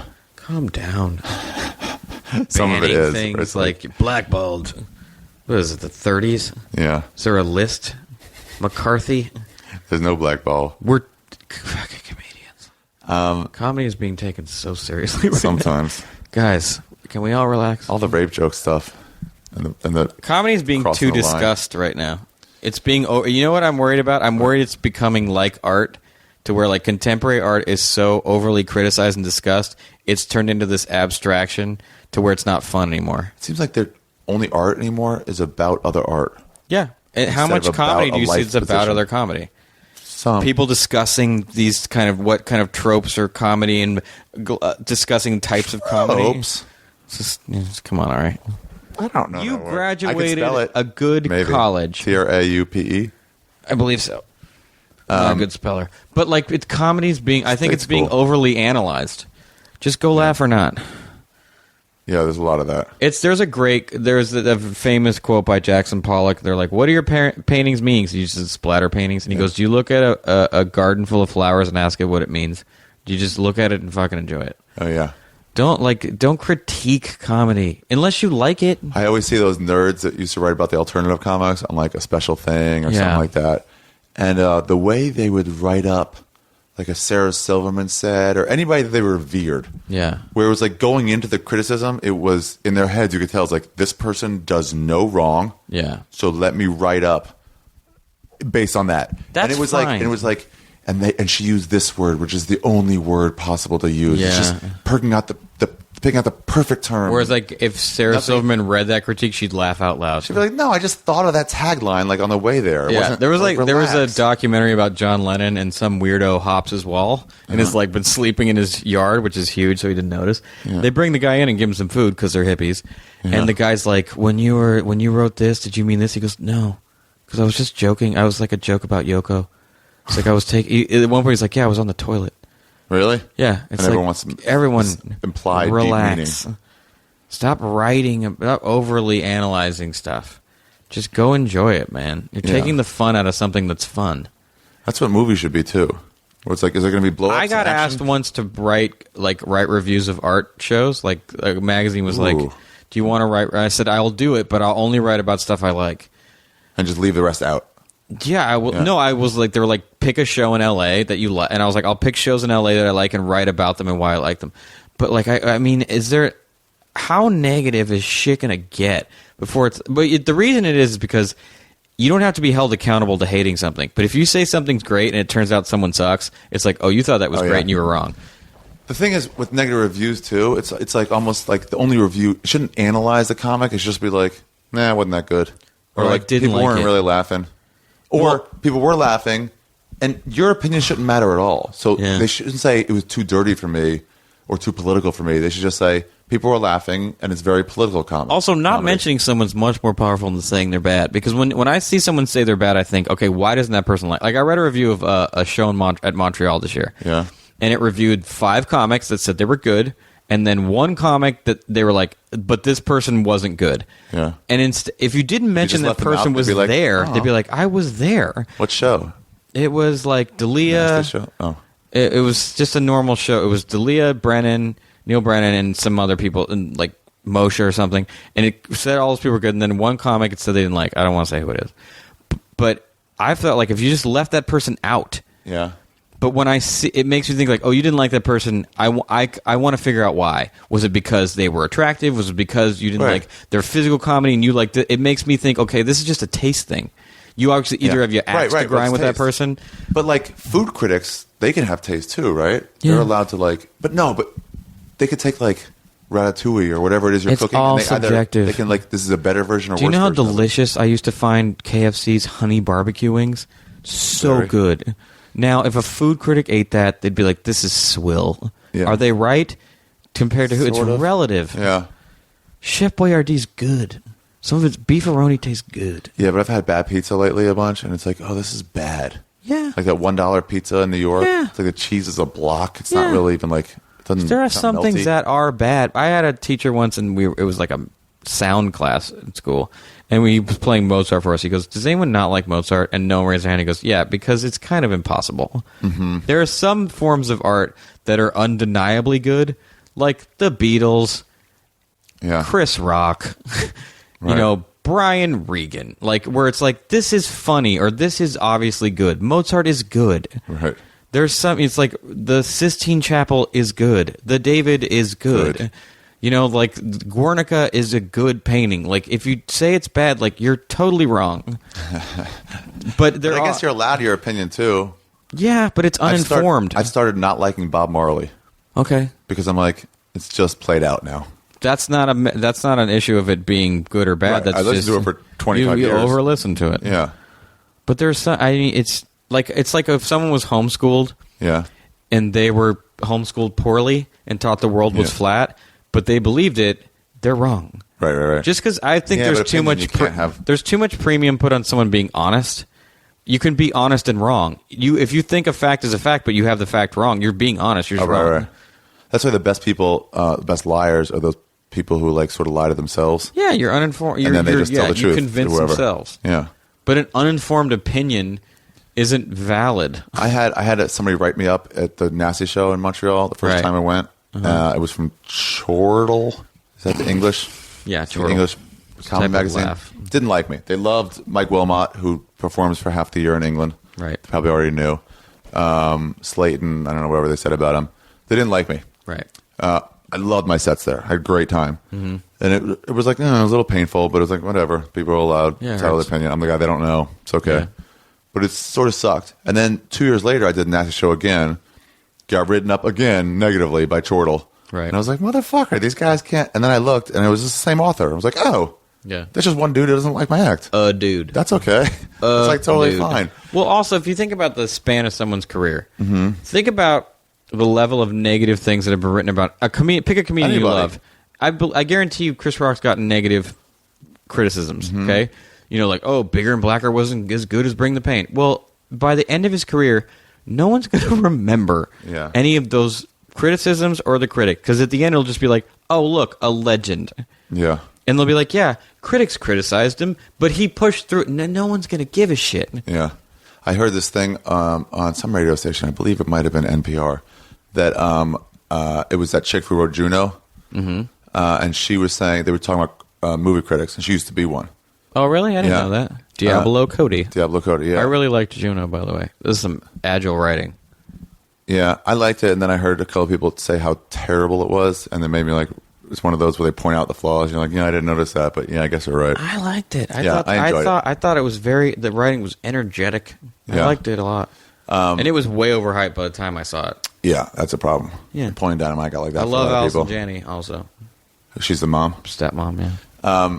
But she was like, sometimes I gave negative reviews only because I had given out too many positive reviews the last few times. Absolutely. So I felt like I had to. Yep. You don't want to look like a cheerleader. And then it's like, right, and if you're reviewing a whole show, you can't say it's all good. Well, so you know how many reviews are contingent on the business that the thing does with it? Like, okay, if Chortle has sponsored by whatever, they're not going to give a negative. Okay, I just worked with Neil on Attack of the Show. And if you wanted to make, there's a term, want to make fun of something that's called like PI something, which means like it's product integrated. PI, product integration. So you can't make fun of a thing because they advertise in the show. Because they're not going to advertise in your show if you fucking shit on it. You should be allowed to leave that out, though, and not say nice things about him. Remember that Bruno thing? No. Borat? Maybe it was Borat. No, it was Bruno. It was in the old HBO show, the Ali G show, and he had all these like fashion critics on. Yeah. It's like, now tell me what you think about Paris Hilton's dress. Say something very political. Yeah. And then they were like, it's horrible. She doesn't know how to dress. She's just terrible.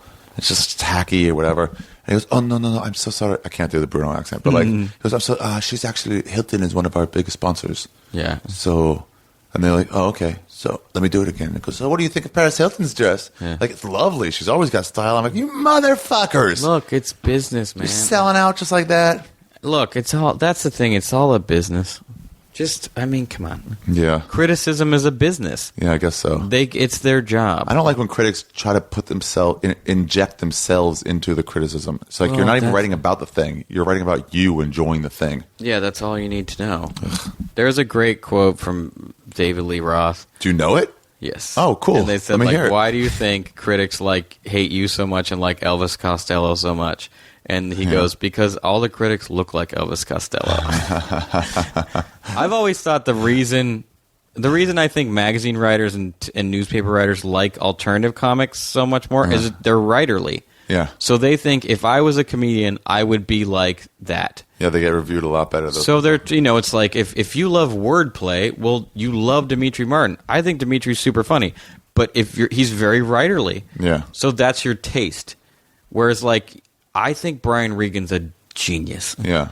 It's very performance heavy. His act outs are super, it's very active and physical. Oh yeah, those alternative comics way more plays an emphasis on writing over performance. But also Brian Regan's a very good writer. Mm-hmm. But you watch him and you maybe think, oh, he mugs so hard. It's like, but I think that guy makes me laugh so hard I can't stand it. With his performance, you don't even notice his writing. It's great, but you don't notice it. If you go back and listen to it, I can regurgitate his jokes to people, and I'm not performing it like him. They still laugh at the joke because he's a great joke writer. Yeah. But it's you like the stuff you think you would like. Like, you like Radiohead because if I wanted to start a band, I'd like it to be like Radiohead. Right. That's what you like, something you think you'd want to be or want to do. So you got to, when you hear someone like or hate something, you got to, like, Google image them. They should have food critics for like KFC, McDonald's, and Burger King. I bet you they do. I bet you they do. I'll tell you if the Big Mac is better than the McChicken. Let me tell you something. The McDonald's cheeseburger is delicious. Yeah, but I was dip it in hot mustard sauce. I was eating it once. I don't eat meat anymore, but really, yeah, you stopped eating meat. I'm trying. I eat fish a little bit, but I'm trying to stop. Can you still suck my dick? Yeah, okay. I'm not eating your dick. I'm just sucking it. Oh no, I like it done a specific way. Do you literally like it off your body? I like it eaten off. So I have to put it back on? I also have. You ever see Heroes? Remember the cheerleader? Mine kind of goes back. I was in Heroes. Oh, yeah. Did an episode of Heroes. Maybe you could. I stopped watching. No, I didn't stop watching. I saw you in it. Yeah. At some point, you had to stop watching that show. It was so good for a year, and then I never watched it, but everyone said like the first year was genius. Year 2 was a shit show. It was so bad. I was in year 3. So I got a check for that the other day for $3. Really? Mm-hmm. Okay, so let's get back to it for a second. So you have to live in a house for 7 months. I lived in my ex-fiance's mom's apartment. Ex-fiance's mom's apartment? Which wasn't that bad. Her mom was mellow, and what was going on at the house was such torture. It was nice to not be here. Oh. Yeah. But it was, I mean, dude, it was torture. Here's the thing about the people. It must have not been cool to live with your girlfriend's mom. Okay, it was not cool, but it was a bad situation all around. Yeah. But, I mean, the thing you have to understand about the people you hire to build your house, they're all ex-cons. Really? Like, all the white dudes that's the one job you can get when you have a felony record is work construction. Also, the dude I hired to build my house was from my hometown, La Crescenta. I didn't know him. He was older than me. But he hired dudes from La Crescenta. There were 2 guys who worked on my house that I went to high school with. Whoa. It was so awkward. My electrician I went to high school with, but I knew him. He's a good dude. But they were like dudes that showed up that I like didn't like that were like shitbags. They were building my home. It was so awful. Oh man, it's like just trashy dudes. And you're like, I'm like, I don't live there. On purpose. I got away from you people. I don't live in La Crescenta on purpose. Yeah. So wait, the criminals are just like, you don't want them touching it. They don't have any stuff here, right? No, but still. And by the way, you get lied to every day. You get lied to literally every day. What do you mean? Like in terms of what the progress is? This is going to cost this. It's going to take this long. It always costs more, and it takes longer. Yeah, what's the deal? How do they quote people prices and then not follow that quote at all? Or say it's going to be 6 months and 100,000? It's just one of those things like, that's the way it is. My windows were 2 months late. Yeah. Which cost me an extra, in just waiting and being behind schedule, cost me an extra $10,000. What? They were 2 months late. To show up. These windows? Mm-hmm. Where did they have to show up from? From Glendale. The place that built them was shitty, and they were doing this thing where they were using the money they were getting from other jobs to pay for old jobs. They were just behind. They were just shitty business. Oh. So they were 2 months late, which is crazy. And so you can't say to these people like, well, the windows you needed, I guess, but the people that are saying, it's going to be longer, say, well, if you take longer, I'm not paying you anymore. Well, the problem is you get so ingrained with these people. So, like, the guy who was in charge, after a month or two, he was the guy in charge. So he knew everything. So if I fired him, I'd have to find a new guy that I trusted, which would be hard, and he'd be starting all over, basically. So I'd be put behind a month or two. Can you just say, though, it's like, you can cough into the mic. Can't you just say, like, I'm not paying that? You can. Or he would say, well, then I'm not going to go on. I mean, you get multiple bids and stuff. He was more like in charge. It wasn't like I was paying him for everything. He helped me find people to hire. So they take a bid. You take a bid. 3 bids. You always get an expensive one, a really cheap one, and one in the middle. You take the one in the middle. Really? Yeah. Because the cheap one's going to do shitty. And cheap one, you're like, why is that so cheap? Yeah. The expensive one is the most expensive one. You take the one in the middle. It's awful, dude. I mean, literally every day, every week was like another $5,000 I didn't plan on spending. Really? Yeah, it was awful. Man. It was one of the most stressful things I've ever been to. Another $5,000 you didn't plan on spending? It always went up. It just kept going up and up and up and How up. How do they get away with that, though? It's just, I can't understand You're fucked. I had nowhere to live. I mean, literally, it was like, it gets to the point where you're just like, finish as fast as possible. I'll give you more money. Just please hurry. But there's no, like, you don't go to a restaurant and order the food and then it comes. But you can leave that restaurant immediately and go to another one. I couldn't leave this. I couldn't be like, well, I'll just get this other house. You're so fucked on a financial level that they know it. They have you by the balls.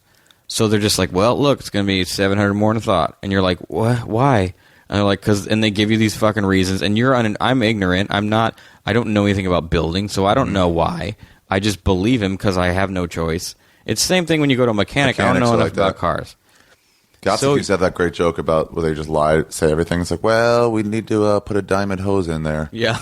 And new flux capacitor. Yeah, the flanking's broken. You need a new flanker. But you're fucked. They could tell you need new floor mat. If you didn't know, they could say these floor mats are worn out and they're getting really dangerous. Yeah, I mean, I would say no to stuff just because I was like, I'm done. Like, I don't have rain gutters. Oh, no. I don't have the sprinkler system because it was one of the last things. The yard was the last thing I did. And the guy was like, well, I put in sprinkler for this. It would cost $3,000. I was like, no. I'm done. I'm done giving anyone money. Get away from me. Really? If it wasn't a necessity, I would just, towards the end, I was just like, no. Yeah. I fired people towards the end. I was so fed up. Just guys I thought sucked. If they were like, I fired a Finnish carpenter. I was like, he's done. Get him out of here. Because he was like whiny. If I asked him a question, he'd get it like pissed. And I was like, you're done. Get out. Get him out of here. I'm not hiring you. I don't want that. I was like, he's not coming back. You got all pissed. He went to my high school. Really? Fucking guy, yeah. I didn't recognize him because he was bald and fat now, but he went to my high school. And he was like just a fucking he was a little bitch. His job was to put in, like, to make the windows look done. It was called a Finnish carpentry. It was just to put thing, like, it's hard to describe. What do you mean look done? Just look worn? Put the windows, like, put the crown molding on the bottom of the windows. Oh. See the thing on the bottom? Yeah. His job was to put that in and make it look finished. And he was slow. And if you asked him, like, I wasn't even like, hey, hurry up. I was like, so when do you think he'd get all pissed? And I was like, all right, you're fired. And I'm sure in his mind, he's like, this guy keeps bugging me for no reason to. But he is the a reality moron. is, like, regardless of what you think, the guy who's hiring you is He really also annoyed. asked me to draw him a tattoo of like a woman with huge tits that he was going to get on his leg. Yeah. It was like, can you do a portrait of my girlfriend? She's got like huge tits. And he's just a moron. Did you do it? No. It's good. I fired him. So you fired him. I fired him. I fired another guy. So They were just late. They were just slow. You tell the foreman to tell him? I told my contractor, I was like, he's done and he's done. Get him out of here. Because I was just paying. I'm paying these people. Yeah. How long did they say it would take, and how long did it take? It took 7 months. How long It did took 7 months. It should have taken 5. 5? Yeah. Yeah, that's a lot longer. Especially 2 if you're planning months. something. Especially, what if you're moving from another city? Well, Like, a lot cool, of people. move in I June. was lucky that I could stay at that apartment. mom's, A yeah. lot of people rent an apartment. Oh. And So then you have to keep going. So you're talking $2,000 a month on top of that. So like, oh, it's going to be extra 2 months. Okay, that's $4 extra grand. Wow. Yeah, you're right. And you're paying I was paying these guys by the day, so I'd be handing a check to a guy at the end of the day that I thought sucked. Like I would be Man. here all day. I would be here most of the time. So I'd watch a guy not work hard, and then I'd be like, all right, here's $300 or whatever I was paying him. So I'd be like, that guy's fired. I had to do this in Calgary at this place we were performing with Rogan. We did 2 big, like, 1,700-seat shows, like, in a row on a Friday night. And I was like, maybe I'll bring merch up there. Yeah. It's not my show, but it's the people who know me, and it's like, I don't know, I'll bring 50 shirts. Nothing Yeah. crazy, but, you know, it's 3,500 people. I can get rid of 50 shirts and 100 grinders. And so the club, the venue was like, yeah, we can do it, but we need to take 20%. And you're like, oh, okay. That seems like a lot. Seems but excessive for doing And then when I nothing. get there, like, oh, yeah, and we're going to hire someone to sit there for you. So it's $18 an hour. And you're like, what? What's the 20% go to then? But they were like, all right, it's still the fucking deal. And then when they're closing out, they're like, all right, $18 an hour for the first 2 hours, $27 an hour for the next 2. I'm like, why? Yeah. Like time and a half for overtime. I was like, what's overtime at 3 hours? Yeah. But then it's like, I guess I have to pay you. And I would look at her, and I'd have these sheets saying, like, sign up, put your email down, and I'll send you something or whatever. Right. And she would never, like, just flip the sheet back over where it says, or put the grinders towards the front. Yeah. And I was like, I'd, like, stare at her and push them forward. And I'm like, can you do something? Just shitty. And you have to pay them. it was explained to me because my friend asked me to do Kings of Leon T-shirt illustration. Oh, yeah. And I was like, Did you what do do that cover? Yeah. Yeah. And I was like, what do I get paid? Yeah. And he was like, barely anything. And I was like, excuse me? These are huge rock stars. They sell tons of. He's like, you don't understand. They don't make the venues take a huge chunk. Oh, really? That's why concert T-shirts are $40 Because they have to price them higher? They pay like half. Like you give half to the venue. Really? Yeah. So I literally was like, don't pay me. I'll just do it for free to be like, because the money was like kind of insulting. Oh, really? I was just like, I don't want it. I'll do it to just do it for something fun to do. But yeah, it's just they just fuck you. Man, that sucks. When I had a table at Comic-Con once for our books, and you get there and they're like, well, it's a union. Broken wrist? Yeah, stuff? they were like, it's a union hall, so you got to, and you're not allowed to have your own dolly. You can't have a dolly unless you're union. So you have to pay a guy to take your books. I was like, what? So I bought a skateboard and just put the books on a skateboard and moved them to the table myself. Oh, because you couldn't use a dolly? Yeah, you had to be like, well, you had to pay a guy $300 they weighed what you had and then they took it to your table. I was like, this is bullshit. I went and bought a skateboard and just stacked them on the skateboard. It took me forever, but I was like, this is bullshit. This is the reason the UFC is not in New York yet. Really? It's because the union stuff. They don't want to do union stuff. Unions, It's like, I'm come pro. on, man. I'm very pro union. I'm in Yeah, but a not when they union. abuse it. But you can see that it can get excessive. Yeah. But they're the last thing that protects human beings against corporations. If you had no unions, it would be like the 1800s where you kids. have to be able to strike if you want to. Yeah, kids are licking lead, working in factories. Yeah. You know what you have in unions? If you have no unions, you have Chinese labor. That chick is suing the Comedy Store, the old waitress. Really? Yeah. Which Andrea. one? Oh, the one who sold cookies? Mm-hmm. And people are like, oh, she's just mad because they got food there and she couldn't sell cookies anymore. And I was like, yeah, she's saying that's what everybody does. They get fired, then it's like they want to sue. And someone was like, what are they suing for? And she's like, oh, she didn't get a break for 12 years. And you're like, oh, yeah. She'll totally win. Yeah, it's an actual business. She's not a comic. Yeah, they'll have to give her $50,000. It's whatever it's going to be. Yeah. Although, why didn't she ask for a break in your? I think she did, and they were just like, you don't get them. Or when they used to pay us less than minimum wage. Oh. You have to give them breaks. Yeah, 25. Well, was it a less than door. 8-hour shift? That's the way a lot of people get around giving breaks. Oh, really? Yeah, probably 8, 9, 10, 11, 12, 1, 2. Yeah. 6-hour shifts. You can get around that. I never got breaks when I was a busboy. Really? It's less than 8-hour shift. Fuck the man. They're trying to fuck you. So then you finish this thing. 7 months. It's done. Right. You're moving back in. Moved in. With your fiance at the time? Yep. Yeah. And then everything's great. Yeah, I mean, fine. The problem with this place is I know how much every inch costs. So when I look at it, it's hard for me to enjoy it. Weird. So I just look. It's like people are like, "That's a nice fireplace." I'm like, "Yeah, $9,000." Why'd you put the fireplace in? Because it's supposedly something people like, and they passed a law that you couldn't have wood burning fireplaces, but since my old house had one, I was allowed to build a new one, which apparently is so super appealing to fucking people to buy houses, so I did it. Wood burning. I guess it's one of those things people like, so I did it. My first apartment, we had a gas burning fireplace. It's pretty great. Yeah. It's just like it's hard to, and plus I've had this place 5 years, and I have to redo some stuff because it just you wear it out. Like what? Okay, the doors in the back, the French doors on the back of the living room. Well, the sun hits them so hard they've warped. They warp? So I need to get new doors. All the time? No, I should have gotten fiberglass ones, but I didn't know any better, so I bought wood ones.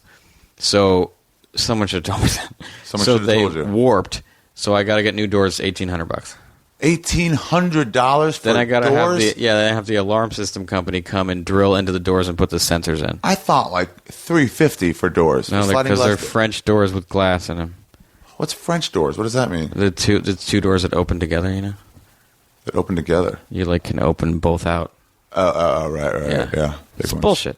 They got you by the nuts. If you could do it over again, would you change? What do you things? mean? Change You're living in your place in Burbank. Yeah. Dating Laura. Uh-huh. You got all this IBM money. Right. It's back to 1991 or whatever you were. It's 2006. That's such a long time ago. Yeah. And they're like, hey, you want to buy the house again now? You're just suddenly transported back. I would not do it. You would not? I would stick to my original plan. I would have bought a very cheap condo. I'm sorry, I got distracted. What's on the mic? Is it a hair? I breathed out of my nose and a little bug came out. It happens. It's like a wet, gooey one. Oh, okay.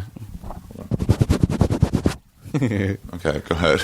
I would go back and stick to my regular plan, which was to buy an inexpensive condo and have lots of buffer money, so I wouldn't be stressed out. Yeah, I think to some degree, it's like, why do you need a house? Just so you can move into it. Yeah. It's like, why do you need more room? I mean, okay, the one thing I love about having a home is I have a yard and I have 2 dogs. And I love that. The dogs part is pretty great. Because I love them and they like the yard and it's nice. What do you do when you go on the road? David Taylor takes care of them. I go on the road too much. You go on the road a lot to have a dog. It'd be really hard. Unless you had someone who would be so easy to drop it off with, who had a dog they got along. But David Taylor, that's where I got Cub, my dog. Yeah. So Cub knows him, so it's just easier. Oh, right. But this last time he couldn't stay here because he was taking care of the Slut's dog. And they don't get along? They don't get along, and so it was harder. He came back and forth, but it can be difficult. Yeah. I need to find a better sitter situation because, if he's not available, I'm screwed. When's this one going to move in? I don't know. She lives in Santa Barbara. Oh, how's that going? Good. She's awesome. Yeah. Mm-hmm. Is this the first one after Laura? No, I did a couple other girls, but this is the only one I actually really liked.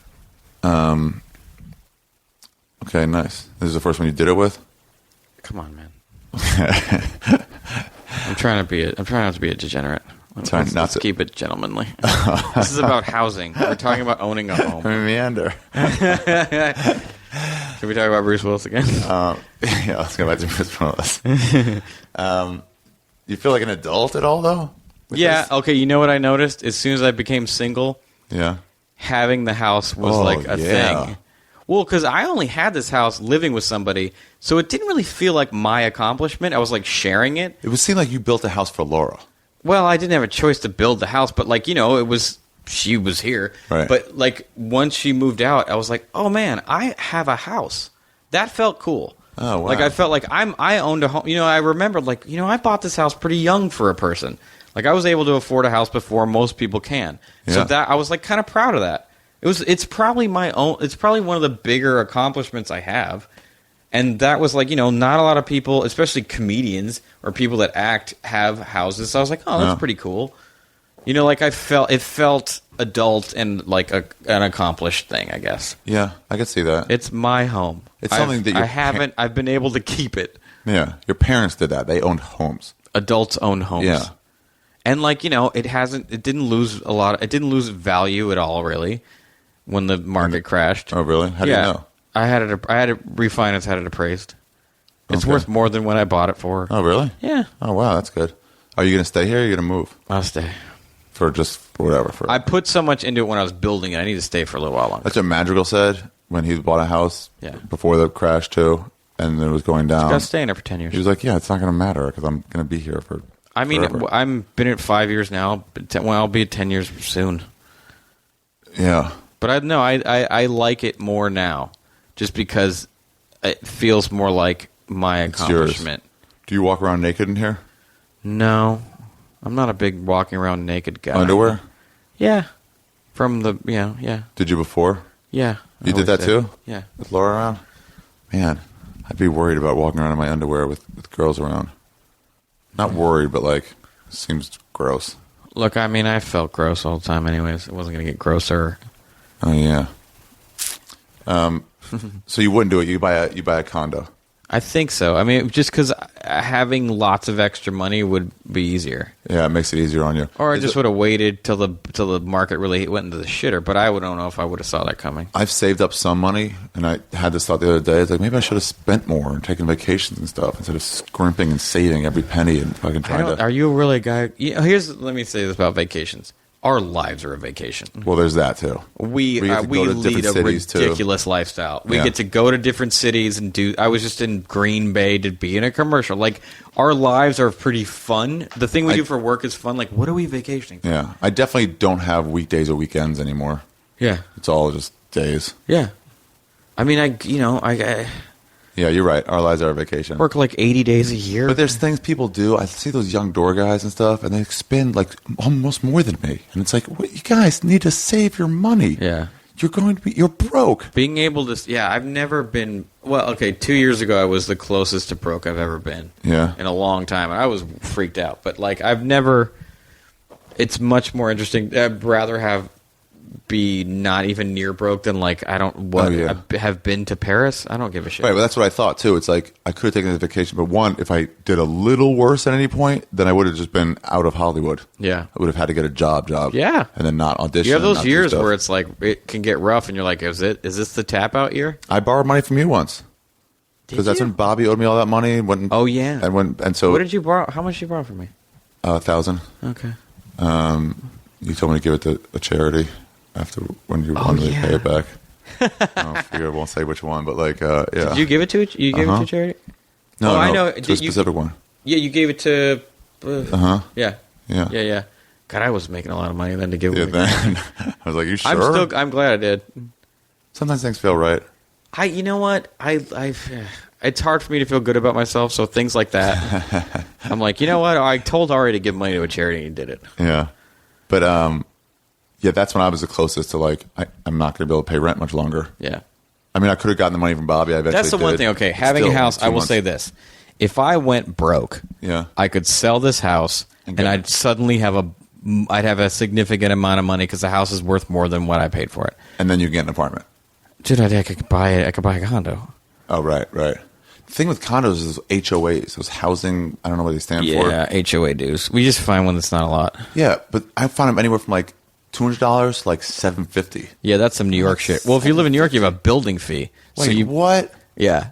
So you live. That's different than rent. Yeah. You know, New York building fees average $1,000. $1,000? Yeah. But I know people that rent for like $1,800. Yeah, and then they have a building fee. Not everyone has them, but they're common.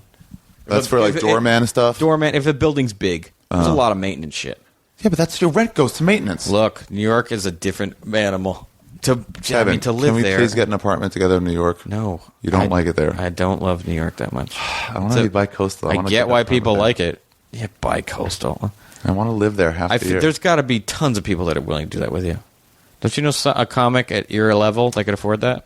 Yeah, but here's the situation, Spot though. in Brooklyn. We can't have like a one-bedroom apartment somewhere because what if we both go? You scissor, rock, paper, couch it. Are you really concerned with like paper, bringing couch? back? I like that. Rock, paper, couch. And decide who goes there if we're both there at the same time. Also, splitting a New York apartment, it's not like it's $1,000. You're talking about an $1,800 shit box. So $900 They're not as bad a as they'll month. make them out. $900 a month. That's about right. For something you would use 6 times a year, 10 That's what I do times with a my year. office. Your office is not $900. I use it way more than that. How much does your office cost? $5. That's a lot. Yeah, I just had one at $350, but it was getting too loud. I wasn't getting any work done. Loud? Why? Because the ceiling didn't go up. It goes up to like as high as. Oh, it was like a common and then thing. Yeah. over. Where's your office? Now? Yeah. Hollywood and La Brea. Oh, that's the location. Yeah, it's pretty cool. You know what? The problem is I think of office space in terms of artist studios. Studio. And artist studios are just these empty, weird rooms with no outlets that you can get for $200. But then you're with other artists too, right? No, you can get if you're willing to go to a bad neighborhood. Artist studios are always in bad. Yeah, that's the thing too. It's like I'm not going that far away from where I live. I'm not Yeah. driving 30 minutes to get to my office. Yeah, it needs to be close. Yeah. I need to have as very little pulling me away from going into writing as possible. I live close enough to Los Feliz is close enough to areas that aren't cool to where I could get a studio cheap. But I also have the garage. Oh yeah, that's great. That's the thing. Like I have a garage, I can use it as a That's studio. nice. But to me, I was thinking of getting one of my apartments that are like It's empty too in my close. building. It's too close to distraction You land. can go home. You can still access your internet. Yeah, go back inside. Yeah. I would get more work done if I had a studio. Yeah. That's what I realized. It was time to invest back into this product. Yeah, I kind of want to. I've sold some art this year and Really? made money off making art. I might just take all that money and get a studio. That's Just what for I'm a thinking about year. New York. Just for a year. Take merch money and do that. Yeah, if you can afford it, do it. You're doing well now, dude. But you know what I like is we used to talk about you quitting for so long. Yeah. You were really like I really like that you're doing better I wasn't now. getting anywhere. You weren't. It's that fucking is it just me or did it all come from that nasty show? That's where it started. Getting better? That's where people first noticed you. Yeah, that's why I tell people now, like Yusuf was like, I might get it in Montreal, but it won't be new faces. It'll be unrepresented. Just go there. And I'm like, dude, just go. Yeah. Because honestly, yeah, people go to those new faces shows and to look. It seems to be it's all the same level. You're just there. But really, it's who you're hanging out with at the bar afterwards. Yeah. And then that's all the people. So even if you're not even in the festival, just fucking go hang out. Yeah, I've been noticing a lot of people have been doing that more, just going. Favorman did it last year. Yeah. I put him on my storytelling show because I knew we had a good one. It was all fuck stories. Mm-hmm. And not this past year, the year before. Right. And he just hung out and had a good time. Yeah. It was great. Did it do anything for him? I don't know. But he had a great time doing the show. But yeah, I mean, I really like that you're making a living doing comedy. It's cool. Yeah, it's pretty rad. I'm almost done with commercials. Yeah, I don't have time. Well, also, the money's bad. Money's not bad. The money's It's not really good. Not You the way get it a was. commercial that runs is $10,000. Yeah, but those are rare. Yeah. I mean, the one I just did, I think, could be okay. Yeah. But, yeah. It's nice for insurance, too. I'm not going to make insurance next year. There's no way. Yeah. There's no way. But you're creating a following and a brand. Mm-hmm. People like you, man. Hey, did I tell you this? That they're thinking of doing that This Is Not Happening show, the storytelling show for like Comedy Central Digital Yeah. online. Yeah. But I was asking if there's a way to like incorporate that artwork into it too. And they were like, yeah, maybe. I was like, it's cool art. Like, let's make it a cool thing. I can't wait to get no money for that. Oh, yeah. Viacom loves to pay you not. Really? Yeah. Yeah. I'll get the most insulting courtesy payment for this. Well, this is what I said to him because I was like, okay, listen, I know you're not going to be able to afford to pay people even almost as much as the actual network pays. Right. Which is also not enough to get like a Bill Burr or something like that. Mm-hmm. But I was like, you have to promote the fuck out of them. Put it on blast. I mean, you know what? What a lot of comedians would take almost as payment? It's just like Twitter shit. No, that's what I mean. I said, okay, so let's say you have Bill Burr or Mark Maron or whoever's doing this, Bobcat Goldthwait, whoever it is doing this story, or you. So you have Put a a story. clip of my stand-up on your website. And then right underneath Take my posters, homie. you have your Twitter, you have your website, you have other things they've been in, your podcast. I guarantee Just links to it. They will not do that. Why not? Why wouldn't they promote their product? Because they're not making enough money off it to care. They make so much more money off promoting Tosh or whatever makes the money. But it's not promotion. All they have to do is, as it airs, just show the other places you can find the people. Online, when it's there. It's a lot of work. Everything else, it's a little bit of work, and it lasts forever. Yeah, I mean, look, I hope that happens. Yeah. I worked real hard on those posters, sort of. I like to see some of them more than others. Some of them I'm like, oh, you'd rush this one out. Yeah. I mean, every once in a while, I don't come up with a good idea. You gotta get inspired, I guess, right? Well, you know what? Celebrity stories, I didn't work super hard on, but I did like the idea. It was simple. I just like cocaine lettering. Oh, yeah. And it was like, but what am I going to put around it? Like, I was like, what's another thing that says celebrity? Like, I don't know, man. Sunglasses? That just seems dumb. Sort of, yeah. It didn't seem to help. But then the simple ones tend to sometimes be all people's favorites. That love one with the note that Red Band loves. Yeah. And my favorite's the simple skeleton one. Yeah. It's always weird to me which ones people like the most. That's how I feel about these podcasts. Yeah. When people like... people love Tiana's. Tiana's, yeah. Yeah. After you're done with them. I'm trying to think of which poster legitimately sucks. The Coming Out Stories one's pretty shitty. Coming Out, yeah. That one sucked. That was probably our worst show, too. We threw it together like late, and it was like... I didn't really have a coming out of the closet story. Right. I just told the story about coming out in terms of my atheism to my parents. Huh. But it wasn't... That is weird that you still hosted it. It's like my show. What am I going to do? Like, show, yeah. I could just do jokes or something or just talk. But like, that poster sucked. What was it coming out? It was a centaur. Yeah, that did not suck. You didn't like that? You didn't like that one, dude? It was a centaur, but with the top half was like a Village People guy, like a leather guy. Yeah, I thought, and he was coming out of a closet. I think the idea was good. It wasn't executed well enough. I should have spent a lot of time on it. That was one of those things where I got behind. Or the lineup kept changing, so I had to really only had a night. Like, there's this artist named Tom of Finland who's a genius. He's dead, but he used to draw the most salacious gay porn you've ever seen. Really? But the drawings are beautiful. The drawings are, and also it's pretty punk rock. He was doing this shit in the '60s, like the filthiest gay porn. It's amazing, but really, it should have been like that. Like, I should have really gone there and made it real, like the guy really ripped and given him a sick bulge, giving the horse a huge cock, like really done it. This is how I feel about like Saturday Night Live sketches. When someone tells me the idea, and I'm like, oh, that was a good idea. I like that. Yeah. And then you see it, and you're like, oh, this wasn't done well. The idea is good. They didn't do it right. Yeah, like I look back at some of those ideas, I'm like, ugh. Yeah. That deserved a little more effort or just time. Yeah, I think those feelings of... But his nipples came out good. Oh, that's good. Remember his nipples came out sort of... I don't remember the intense looking. Those feelings are the ones that get you to be better the next time. Yeah. Feelings of regret when you sit there and see it. My friend used to always tell me there's like a moment when you could technically be done with the drawing or the painting, and it's like spend 3 more hours. Right. It'll come out remarkably better. Yeah. You'll be way happier. There's a moment to where I'm done. Like, I was making a birthday present on the plane back for my friend. Yeah. It was just like this. I made like a lettering sign thing where it just says, "You're not fooling anyone." Yeah. And I could have stopped, but I was like, just keep going. You have 2 hours left on this flight. Else to do. Yeah. And just keep drawing. Ryan Gosling's in the same aisle. Maybe he'll stand up and look at it and think you're cool. He really was. Somebody told me about that tweet the other day where you wrote. I live tweeted it. People were excited. Oh my God, Ryan Gosling's on my plane. This is not a drill. Repeat, this is not a drill. And then you put no homo, yes homo. I said he's super dreamy in person. No homo / yes homo. He's a good looking man. Did you talk to him? No, I left him. The only celebrity I've ever seen on a plane was some dude from ER. George Clooney? No, one of the later years Goose? People. No, one of the later years people. Okay. Noel Wiley. Juliana Margulies. No, these are all early. Those are all first year people. Was it a man? It was a man, a bald guy.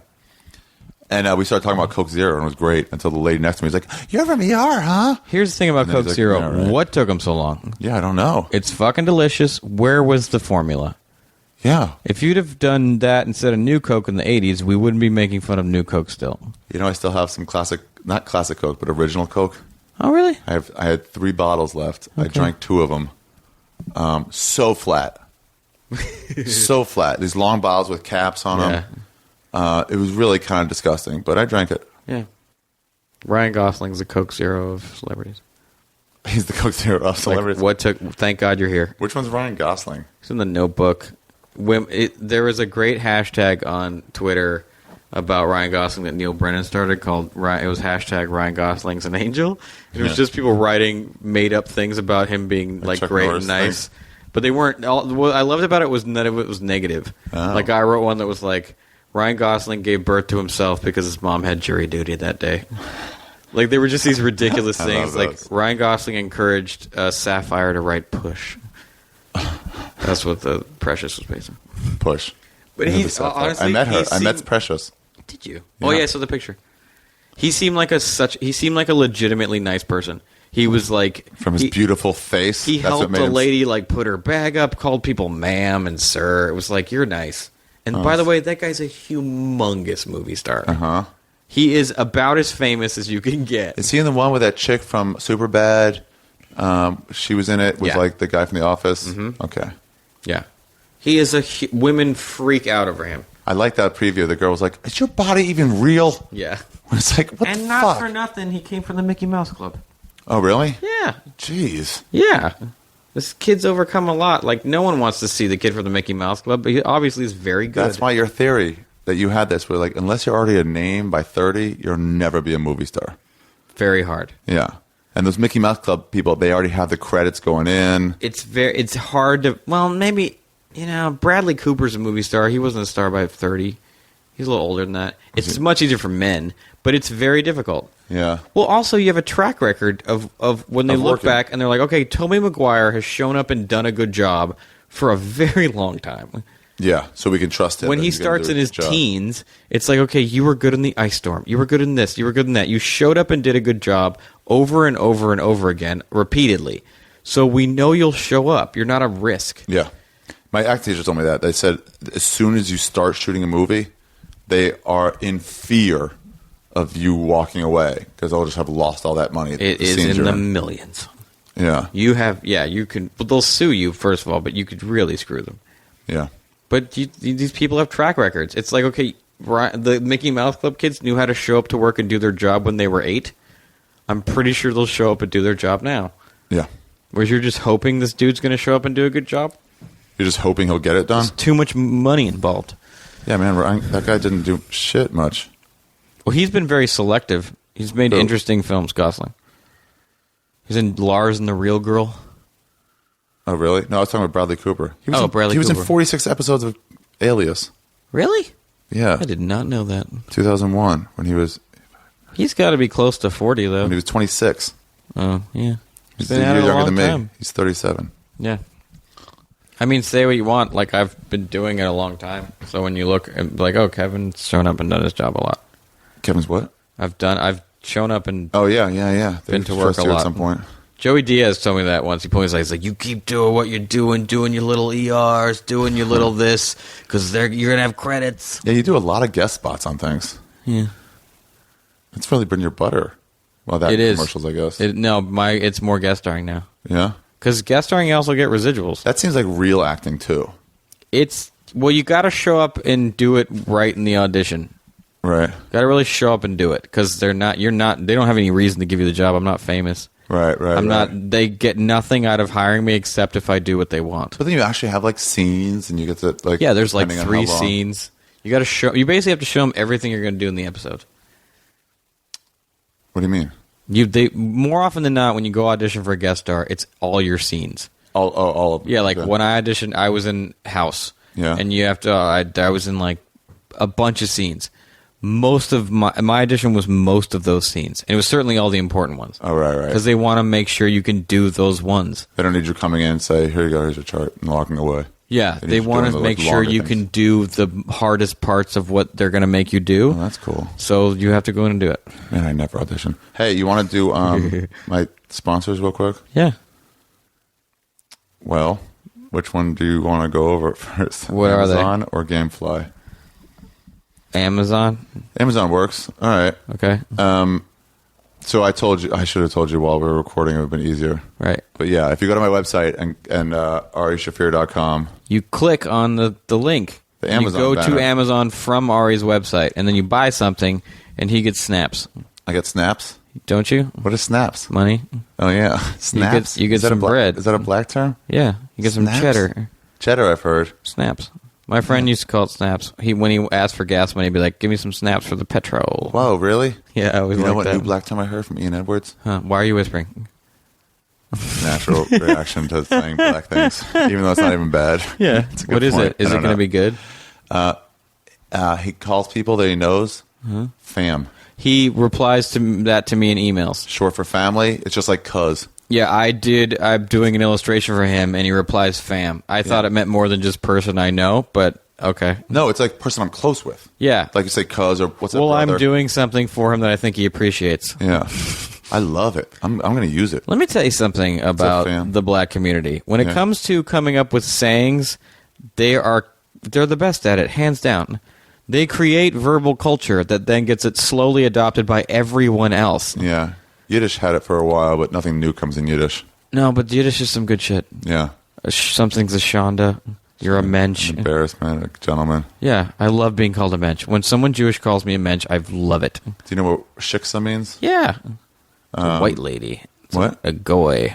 It's a non-Jewish lady. But Do they always have to be blonde? No. Okay. Shiksa is just not Jewish.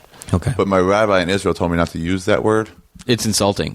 Yeah, because You told me that. I called my old manager's wife a shiksa, and you told me that, and I called him and apologized.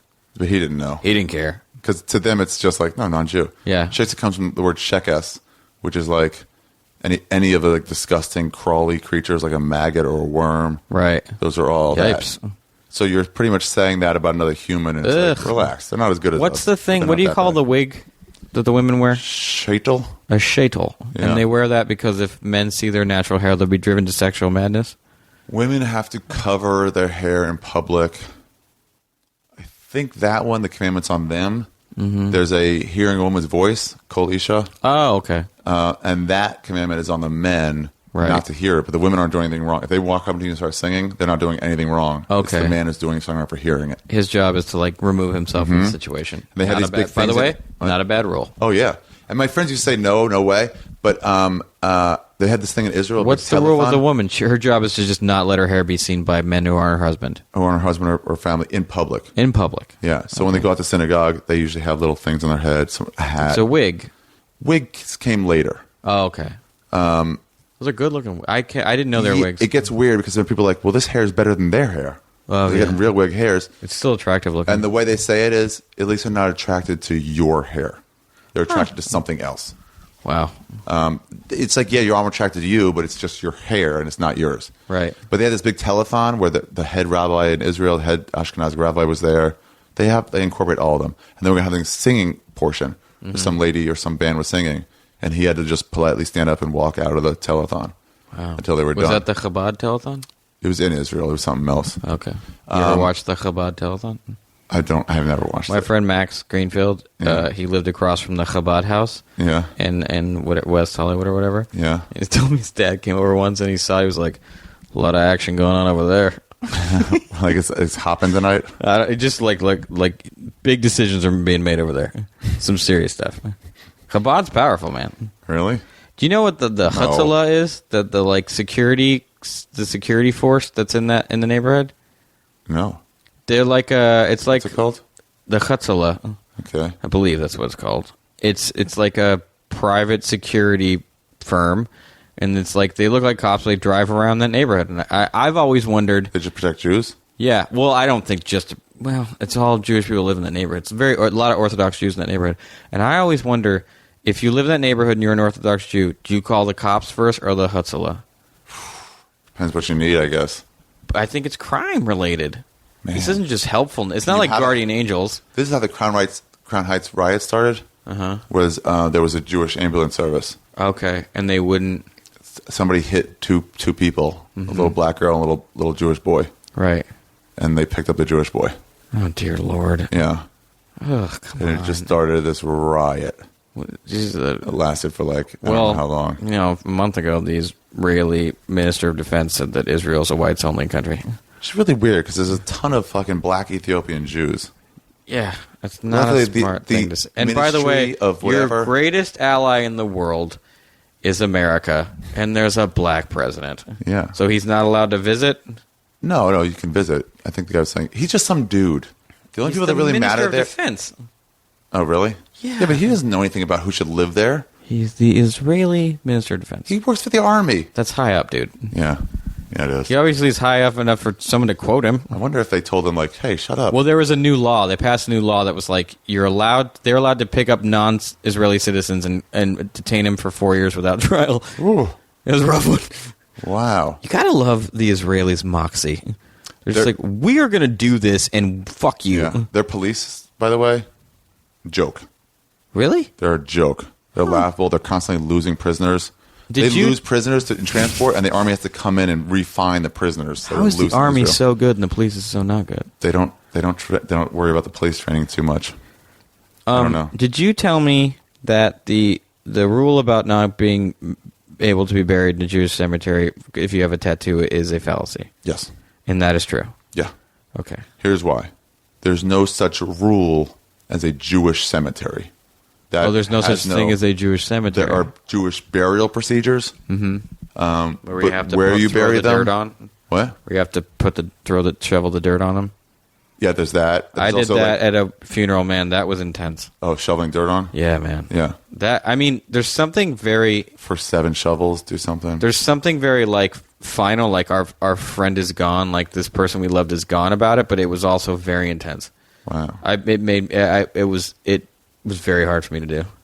Because, I love the guy. Yeah. It was rough. But I liked the way they went about the funeral. They do mourning really well. Yeah. You're supposed to tear your shirt. You're supposed to stay inside your Weddings house for and 7 funerals, days. Jewish people nail. Yeah. God, Jewish weddings are so much better than non-Jewish weddings. Really? The only my 2 favorite weddings I've been to were Jewish weddings. So much more fun. The chair thing is great. Chair's great. It's just... The rabbis are funnier. Stomping They're on the... way better at giving because it's not a sanctified moment. It is, but it's a celebration, and they're just like, yeah, let's be in a good mood. I went to my manager who was Jewish that passed away. He renewed his vows. He did a surprise vow renewal, and there was like a chuppah and everything. It was so fun. Yeah, I had to just take family more seriously, so I think it's a family moment. I think Jewish people just it's a family. They're good about family stuff. That's why I almost converted. Is that your skateboard deck picture? No, that's by someone else. That was like that's a famous guy. He did that like a benefit thing. Cool. Well, some skaters have no health insurance, so whenever one gets injured, they have to have like a benefit to pay the guy's like bills. Comedians. Yeah, same thing. This one I really hit home for me with comedians for that. That's one of my skate designs. Fold up right there. That's cool. I want to look at it in a second. I don't want to say that stuff anyway. Where were we? Jewish. Oh, yeah. Why I almost converted. What? I was saying how I almost converted because I liked the way they went about family and their religion. Oh, yeah. Quietly. Yeah, I don't remember what I was saying. We were talking about the Hutala. We were talking about Israel. We were talking about their police sucking. Yeah. The Jewish cemetery tattoos. Oh, yeah. That's it. Yeah, there's those things in the Jewish cemetery. You just can't. So if they said you can't get buried by Jewish traditions, that's still wrong. It just comes from a law that you're not supposed to mark up your body. Jews don't believe in hell, right? They believe in purgatory. Okay. 11 months of purgatory. And how are these things? It seems like if you're willing to believe in purgatory, yeah. Why there seems to be not a lot of need for any other rules? Like, there's this, and this. It's like, well, you can fix all this stuff in purgatory, so what's the difference? This is why they say in heaven, other levels. Yeah, time moves differently. Mm-hmm. So it's either we'll finish soon. You know what's cool is none of this is real. None of this what? All that stuff is fake. What? What we're talking about with the heaven and the hell and the time. Yeah. The cool thing about that is none of it. The cool thing is it's all made up. It's complete. How do you feel about that stuff? You're not religious at all, huh? Yeah, that's how I am too. What? But they say at one day in heaven is like 1,000 years. That's the notion that Christians have been using to explain dinosaurs for as long as forever. Really? Or like how the Earth or carbon dating. That's how they argue carbon dating. Time moved differently then. Yeah, a day can be 1,000 years, and 1,000 years can be a day. And you're like, what kind of proof do you have for that? There's a verse in the Bible where it says Jesus told his apostles he would come back in their lifetime. So he's 20 whatever thousand. He's 2,000 years late. Yeah. Did he lie? Why? Everything that doesn't make sense has to be a test of faith. Really? He would come back in their lifetime, but he clearly didn't. He clearly didn't. Oh, he came back the first time? No. He said he'd come back again the second time within their lifetime. Oh. And they all Whoops. died. Wait, why do they point to that then? That's not... They don't, because it messes with their brand. Yeah. Well, they say, in the Old Testament, everyone used to live like 1,000 years. I wonder when they wrote that, why they would choose that, because no one was living that long. They were living like 26 years. I don't know. Back in those days, people lived longer. 1,000 years? Yeah, come on, guys. Look. 1,000 months? It's like how the Catholic Church finally acknowledged dinosaurs. Really? They acknowledged the world wasn't flat super late. It's like, either stay that way or come on. I'm done with arguing about something that has no proofs for or against. So you're like, what are we even talking about? Yeah. Let's not even talk about it. It's so stupid. There's no proofs. There's no reason to think that. Leap of faith. There's no leap of faith. I'm gonna if you were arguing something else and you had no evidence, you'd be like, why? I'm not even talking to this about Yeah, exactly. If we were like, I'm not going to talk to you about this because you're providing no facts or evidence. Bears can fly. No, they can't. So they can't. Maybe in the woods. I believe that they can. Why? Because in my heart I know it. Your heart is dead wrong. Yeah, in my heart I know it. Because quite literally no bear has ever flown. How many people have you seen come to the Comedy Store or LA in general and be like, I'm going to be a huge comic. I'm going to make it. You can't stop me. And you're like, 2 months later they're gone. And you're like, they believed it. Sure. That's why every time I hear about a movie star, it's like, I knew I'd be famous. Like, so did 20,000 other people for every one of you. Yeah. You have to believe that to try. Yeah. Doesn't make you less wrong when you fail. So let's wrap up with this house thing. Yeah. So you have this house. It's yours. It's a double-edged sword. When something goes wrong, you have to pay for it, though, right? It sucks. It's very stressful. It makes me panicked about money a lot. Yeah. Because it's very, my bills are much higher than if I didn't have this. At least twice as much. Wow. That's an issue. It is very, especially considering you have to keep working, especially in our jobs. What I do. It's it's up in the air. I don't know where my next job is. I don't my next paycheck's coming from. It makes that very stressful. But if I can hang in there long enough, it'll benefit me a lot. Because you'll have more money. Well, I'll just have a big safety net. The longer I can keep it, the bigger the safety net goes. Because if the house goes up in value, even small increments, if the shit hits the fan and I go literally broke, I sell it, all the profit will be mine, and I will not even be close to broke. Right. And then you can get an apartment or do whatever. I will be I can do lots of things. I won't. You can also, if you put enough money into the payments, you can also just own this. Yeah. And then be like, cool, now I have no cost for rent except, If I made a big chunk of money, I'd pay off my house. I know you're not supposed to do that. Why? I don't know. But I would just do that. They say you're supposed to do that because the money you make in investment will be more than the money you lose in interest. The stock market is this. I believe in it in the same level I believe in a God. Really? It's a pyramid scheme. Yeah. And by the way, it crashed 3 years ago. Yeah. It crashed so unbelievably hard while it was being run by quote unquote the smartest people in the country. They couldn't stop it from ruining the world's economy. Yeah. People are too greedy for that not to happen every 20 years. They had stock picks picked by the experts, like 5 or 6 experts. They were just needing to sell and make commission. And just to track it. Yeah. And also stock picks picked by a monkey. A monkey. A literal monkey. A rhesus monkey? And he was right in the middle. Yeah. The monkey. People are too greedy for the stock market not to crash every 20 years from bad behavior. Jim Norton was talking about this on Opie and Anthony one day or something, where he's like, I lost a quarter of my money last week. Yeah. I had all this money saved up for the last 15, 20 years, and 25% of it is now gone. The people that really shit on were people like my mom's age, my father's age, who retirement had all stuff. All their money, their whole life's money. Yeah. They lost a third of it, a half. Yeah. Those it's like they don't have time to make it back. To redo it. You're talking guys that were about to retire.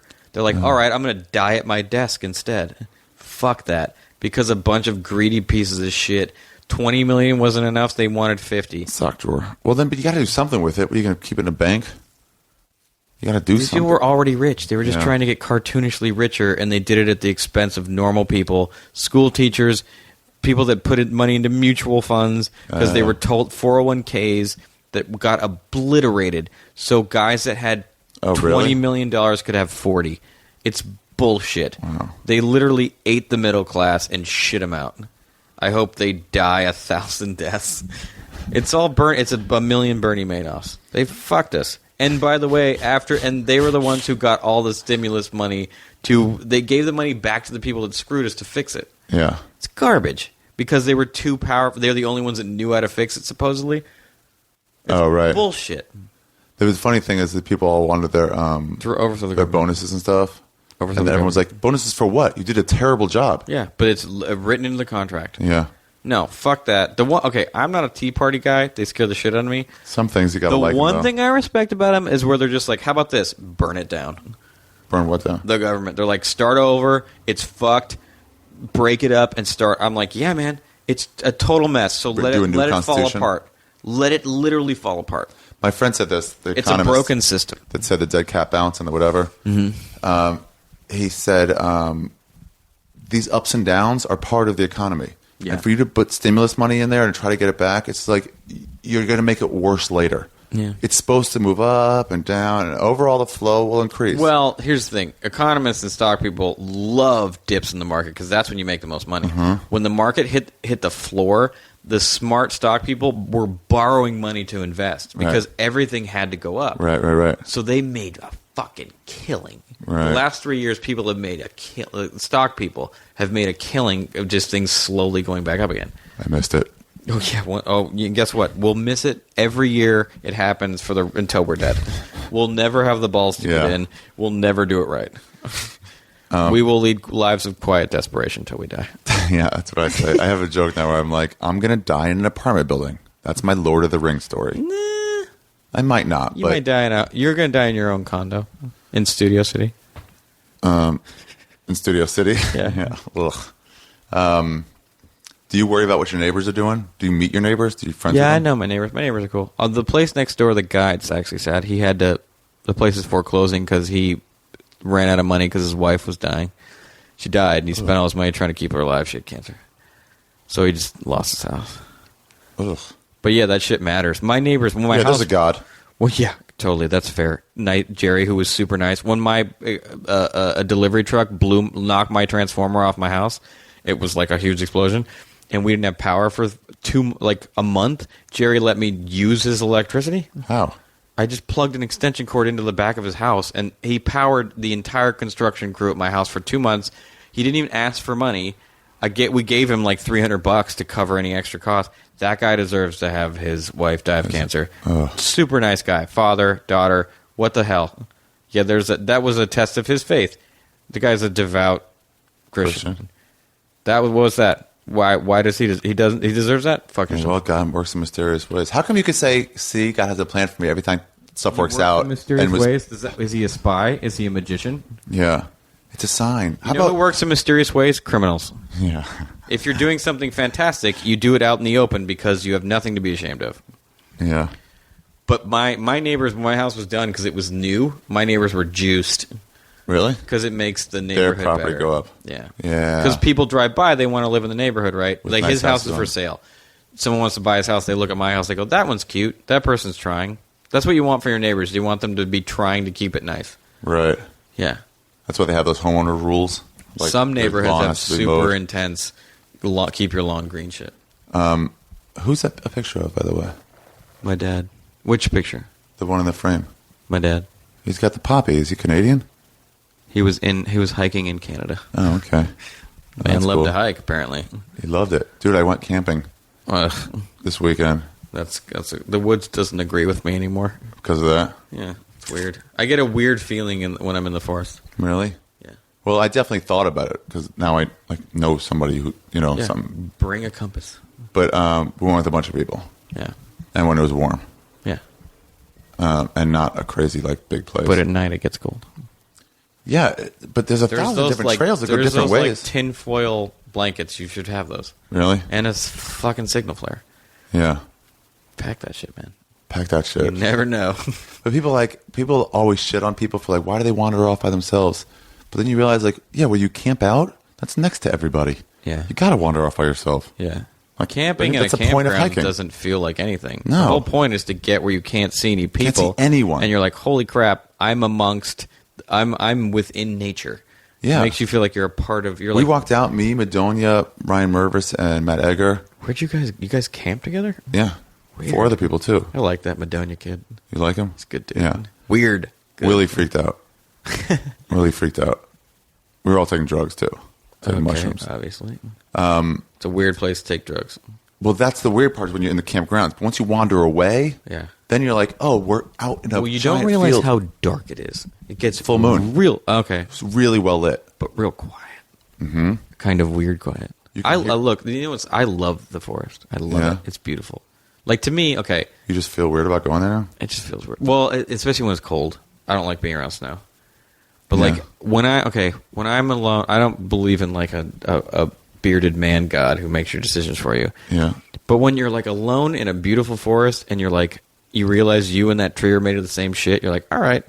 Well, yeah, there's a communion with nature. It doesn't mean you believe in God. And there's no mother nature. It's just much the same way like water can turn to ice and then vapor and then back to water. It's like, okay, there's a circular notion to just being a carbon-based thing. Mm-hmm. So you're all just electrical impulses and carbon.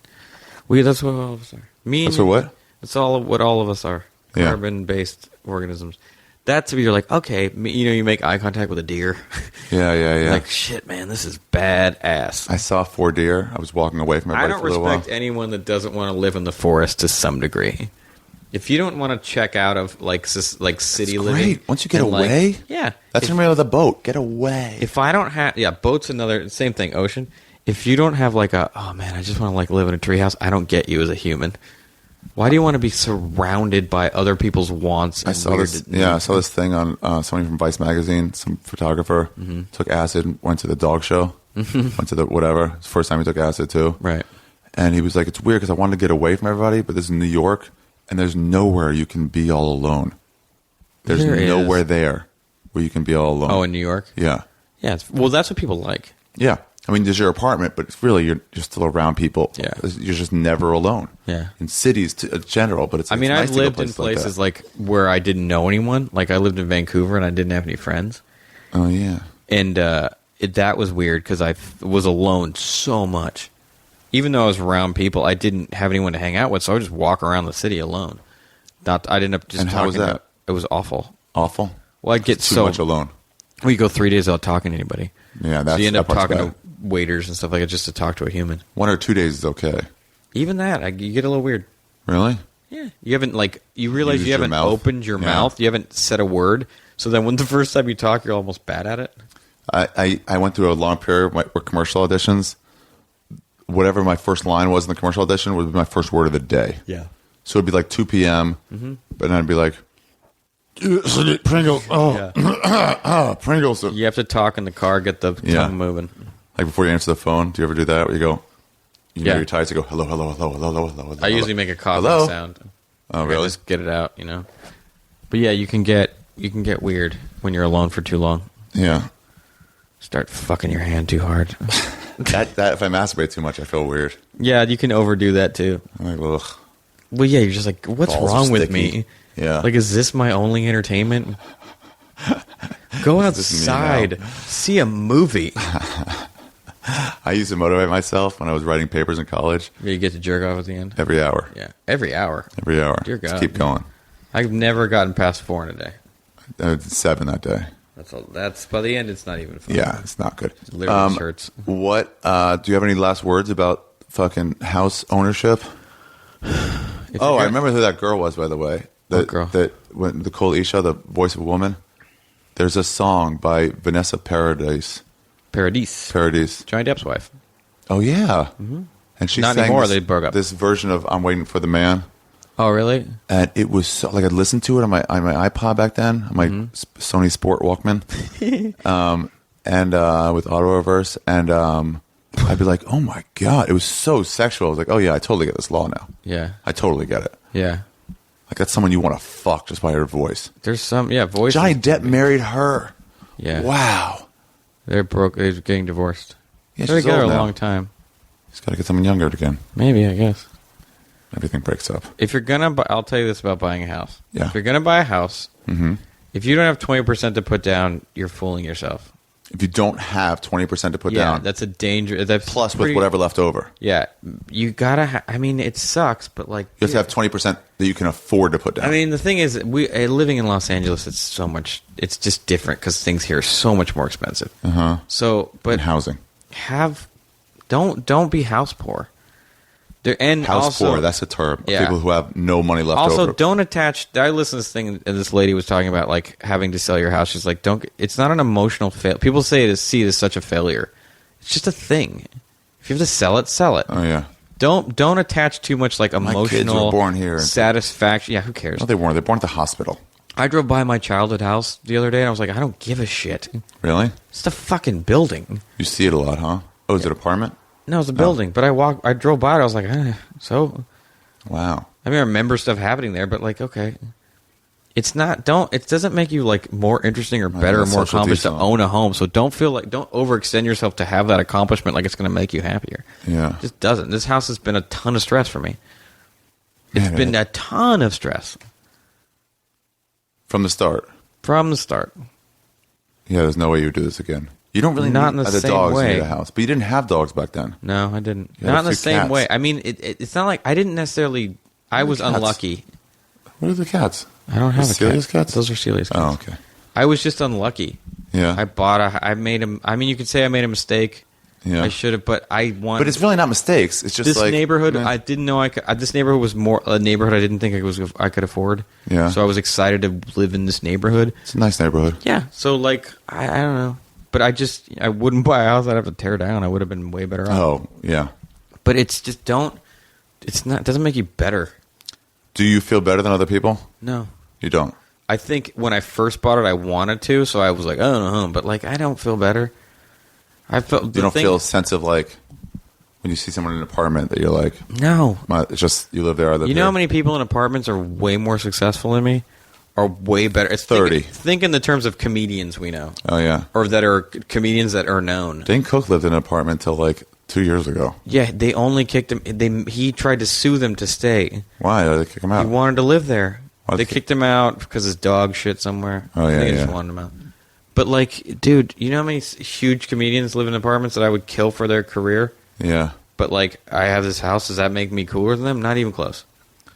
It doesn't. It's a thing that I can say like, oh, I did that, but like, who cares? It's a bit of a trap, though, right? Totally. With everyone telling you, you've got to do this, you got to do this, you got to Yeah. do this. It's like, I guess I got to do it, but there's no So then reason to you do put it. the sort of psychological thing you think you're going to get for it could cause you to make a decision you're not prepared Yeah. for financially. Well, here's what I was going to say. Like, I could have taken more vacations or whatever back then, but then it's like,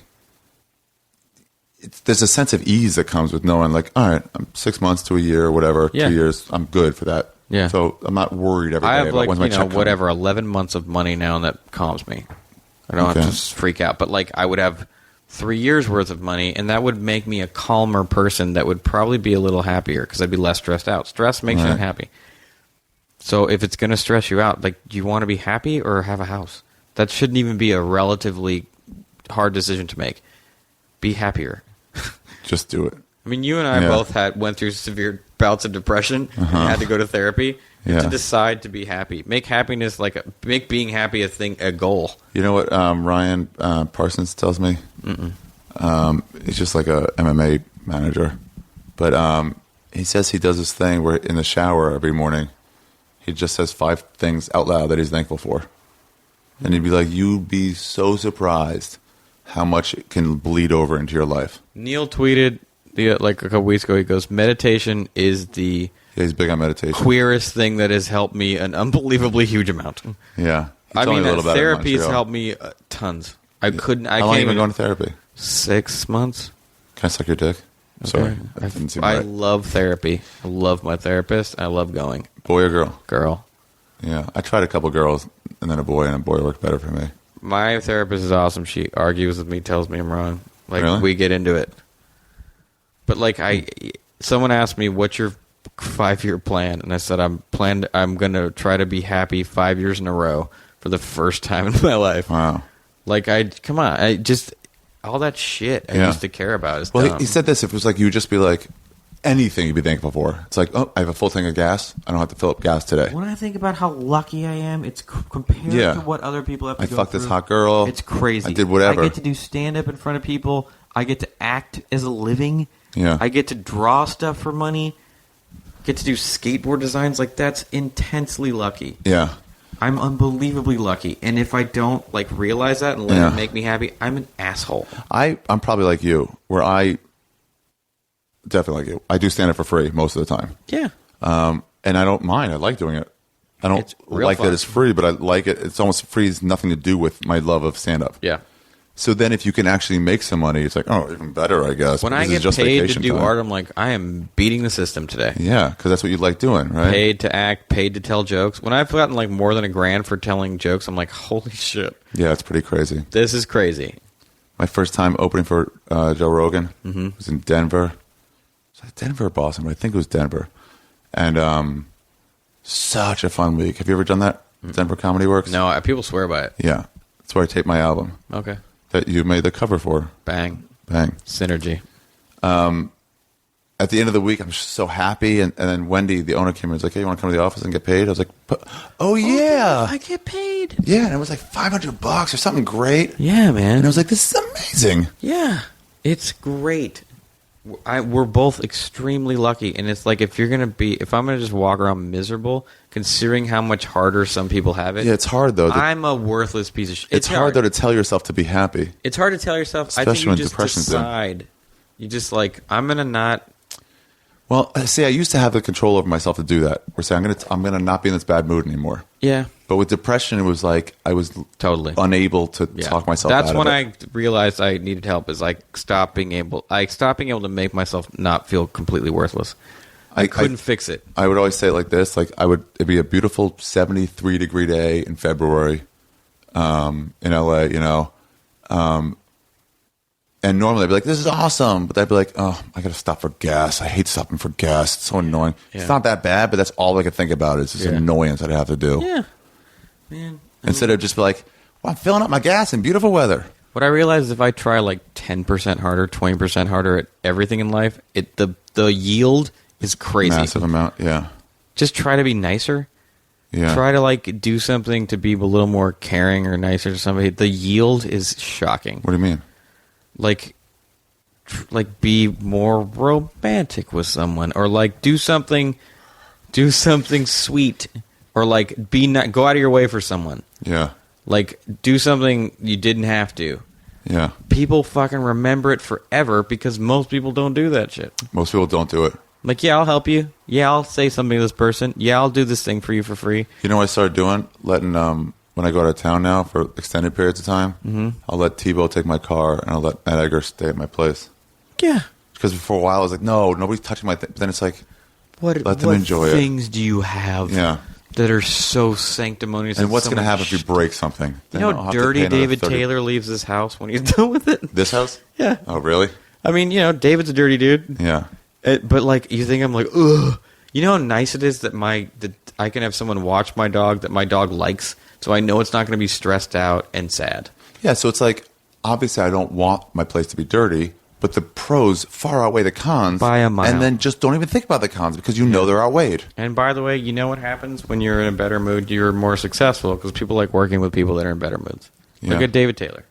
Now that he's gotten laid, he's happy. Stop being a jerk. I love when people ask, like, what changed with that guy? How come he's nice to me? I was like, fucking. Fucking, and 9 years without also fucking, some and now people he's he fucking. respected were like, you're an asshole, and stop it. Yeah. And it worked. No one wants to be around a curmudgeon. Curmudgeon, that's what he was. Yeah, and it's like, no, dude, I don't want to be around that. He still is sometimes. I'm like, if you're gonna make this girl really upset, just let me walk away first. I just don't want to be around it. Well, and also, like, I'll just be like, let's not do that. Yeah. Let's not do that here. Like, no, don't talk to her like There's that. no need. Don't even. Like, turn it off. Yeah, it's fun, though, when you don't like somebody and you see David Taylor nearby, and you're like, hey, Secret Weapon, come here and talk to me for a second. And this girl... Come over here for a second. Come here and make this girl cry for the next year. Use your superpower. We used to get girls to cry. We were sitting in the Comedy Store patio, and as girls would come by, we would just make fun of them, try to get them upset. Wow. We would never make fun of black chicks. Okay. We were scared. And they would have won. Oh, yeah. But we'd make fun of white girls in a crowd of black chicks. Wow. And turn the blacks against the white. That was fun. But we got some girl, but every once in a while we see like a nice girl. I'm like, hey, you seem fine. But we got some girl so mad she was offering to pay people to beat us up. Wow. Yeah. God, the Comedy Store is a weird place. The way we got them to talk was we'd say we were gay. Like, we talk to you? They're like, ugh, because we're like 2 a.m. on a Saturday. Yeah. We're like, no, we're gay. They just want to talk. And they're like, just all want to right. hang out. You have any dates coming up? Anything to promote? Well, how about your weekly show? Oh, I do a weekly show in Santa Monica, Neil Brennan and Friends that I host. It's a great show. At the West Side Eclectic? West Side Comedy Theater. Oh, they changed it. Changed the name. West Side Comedy Theater in Santa Monica. It's a great show. Ari did it tonight. Yeah. It's we always get very good lineup. We have good lineup of comics. It's a great show. And it's $5. Neil has laid down the law on who he thinks is good enough to do it and Neil's approved list which I like. Is tight and talented. He has an approved list. I like it. The comics it was great tonight. Dude, his lineup was killer. Yeah. You, Ian Edwards, Pete Holmes, Ruben Paul, Mario Joyner, for God's sakes. What was the other dude's name? What was that other dude? Ruben Paul? Not Ruben Paul. What was his name? Oh. It's right on my hand. I can't think of it. Kind of a weird name. What's his name? Al LaBelle. Al LaBelle? No, yeah. there was another guy, too. Other black guy. With the hat. You seem to know him. Oh, yeah. Roy L. Watkins, that dude was hilarious. Yeah. I mean, because of Neil and who he is, to get good comedians. Yeah. It's I like $5. That. $5 show and no drink minimum? No drink minimum. But they have a bar there with stuff on tap. It's pretty cheap stuff, actually. Yeah, it's cheap.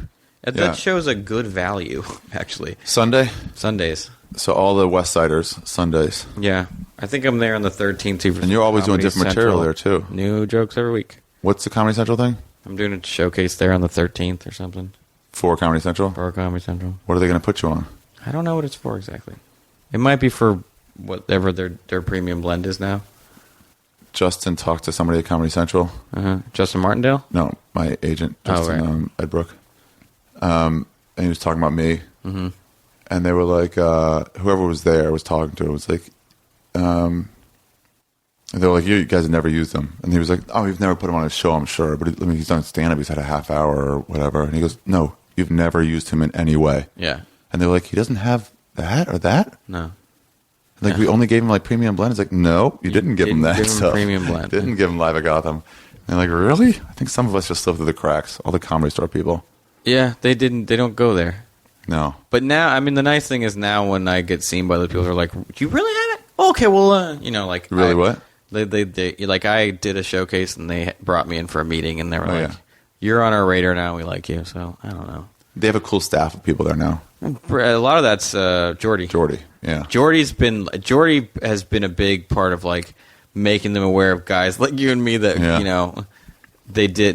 we weren't super good at it. Ain't all UCB, right guys. Come on, get out there a little bit. Yeah. Yeah, Jordy's a comic. He knows all the people. And just a good dude. Mm-hmm. And he could be like, I don't care if that person's cute. They're not funny. Yeah.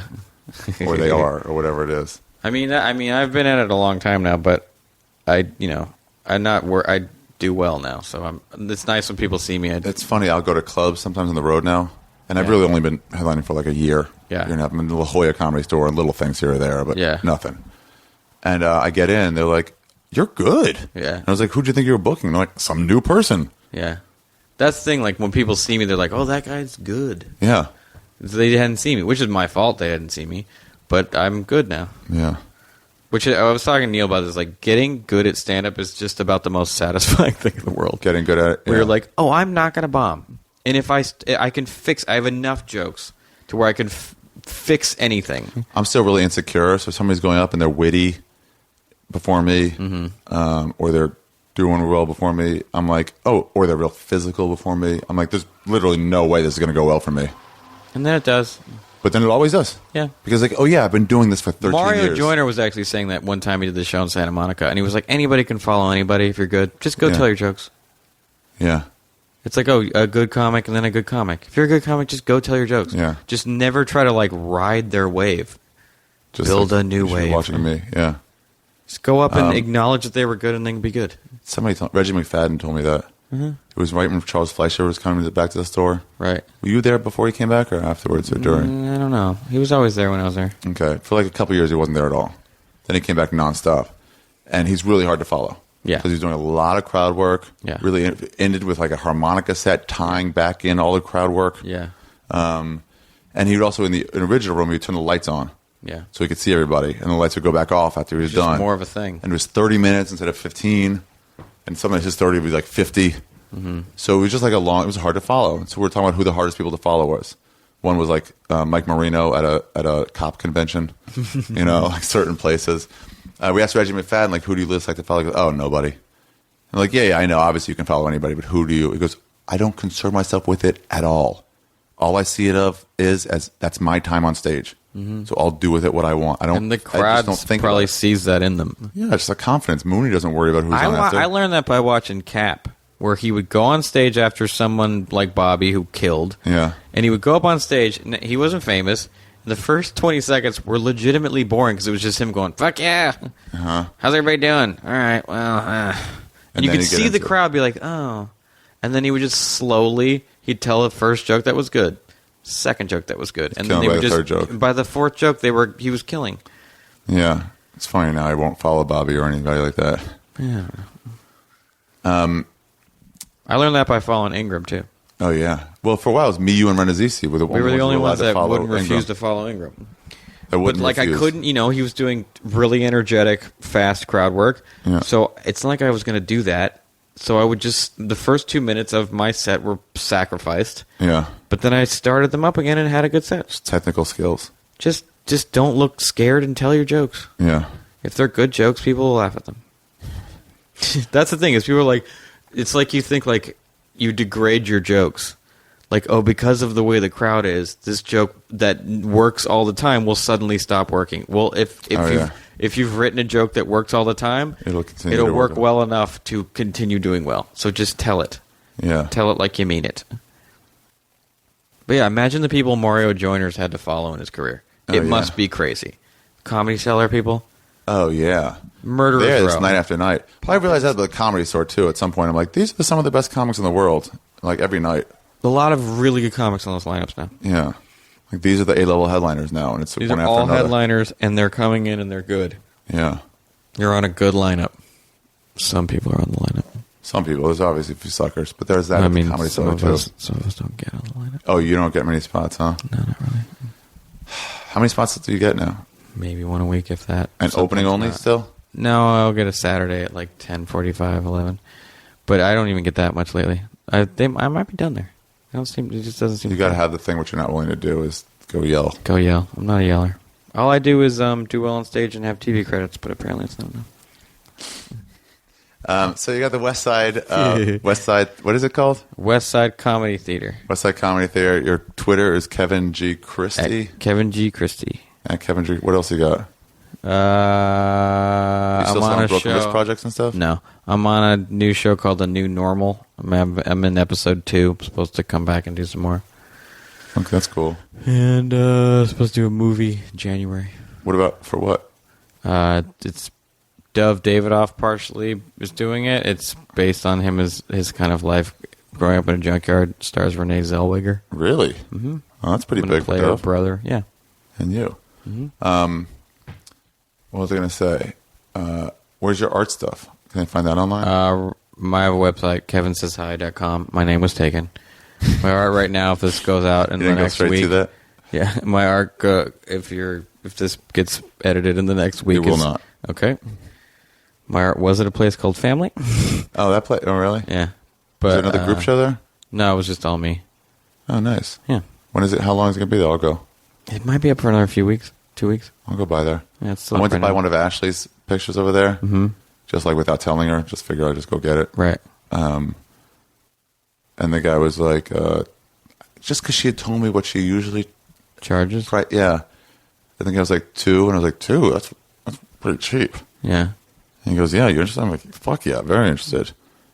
He goes, yeah, it's, 2,000's not much for. I was like, oh, 2,000? 2,000. Oh. 2,000. Yeah, I don't have that kind Although of money. hers are worth it. She's a genius. What? Yeah. She's she's one of my favorite artists. So good. Well, it was one of those where it's like I can buy it from the gallery to help her out, or I can just buy it from her. Yeah. Later for half the price. That's everyone asks me that. Like, let me just buy it from you. It's like, well, that's like saying, let me see you do stand up in your house. You need to be part of a gallery apparatus. Well, it's like you make the money out of it.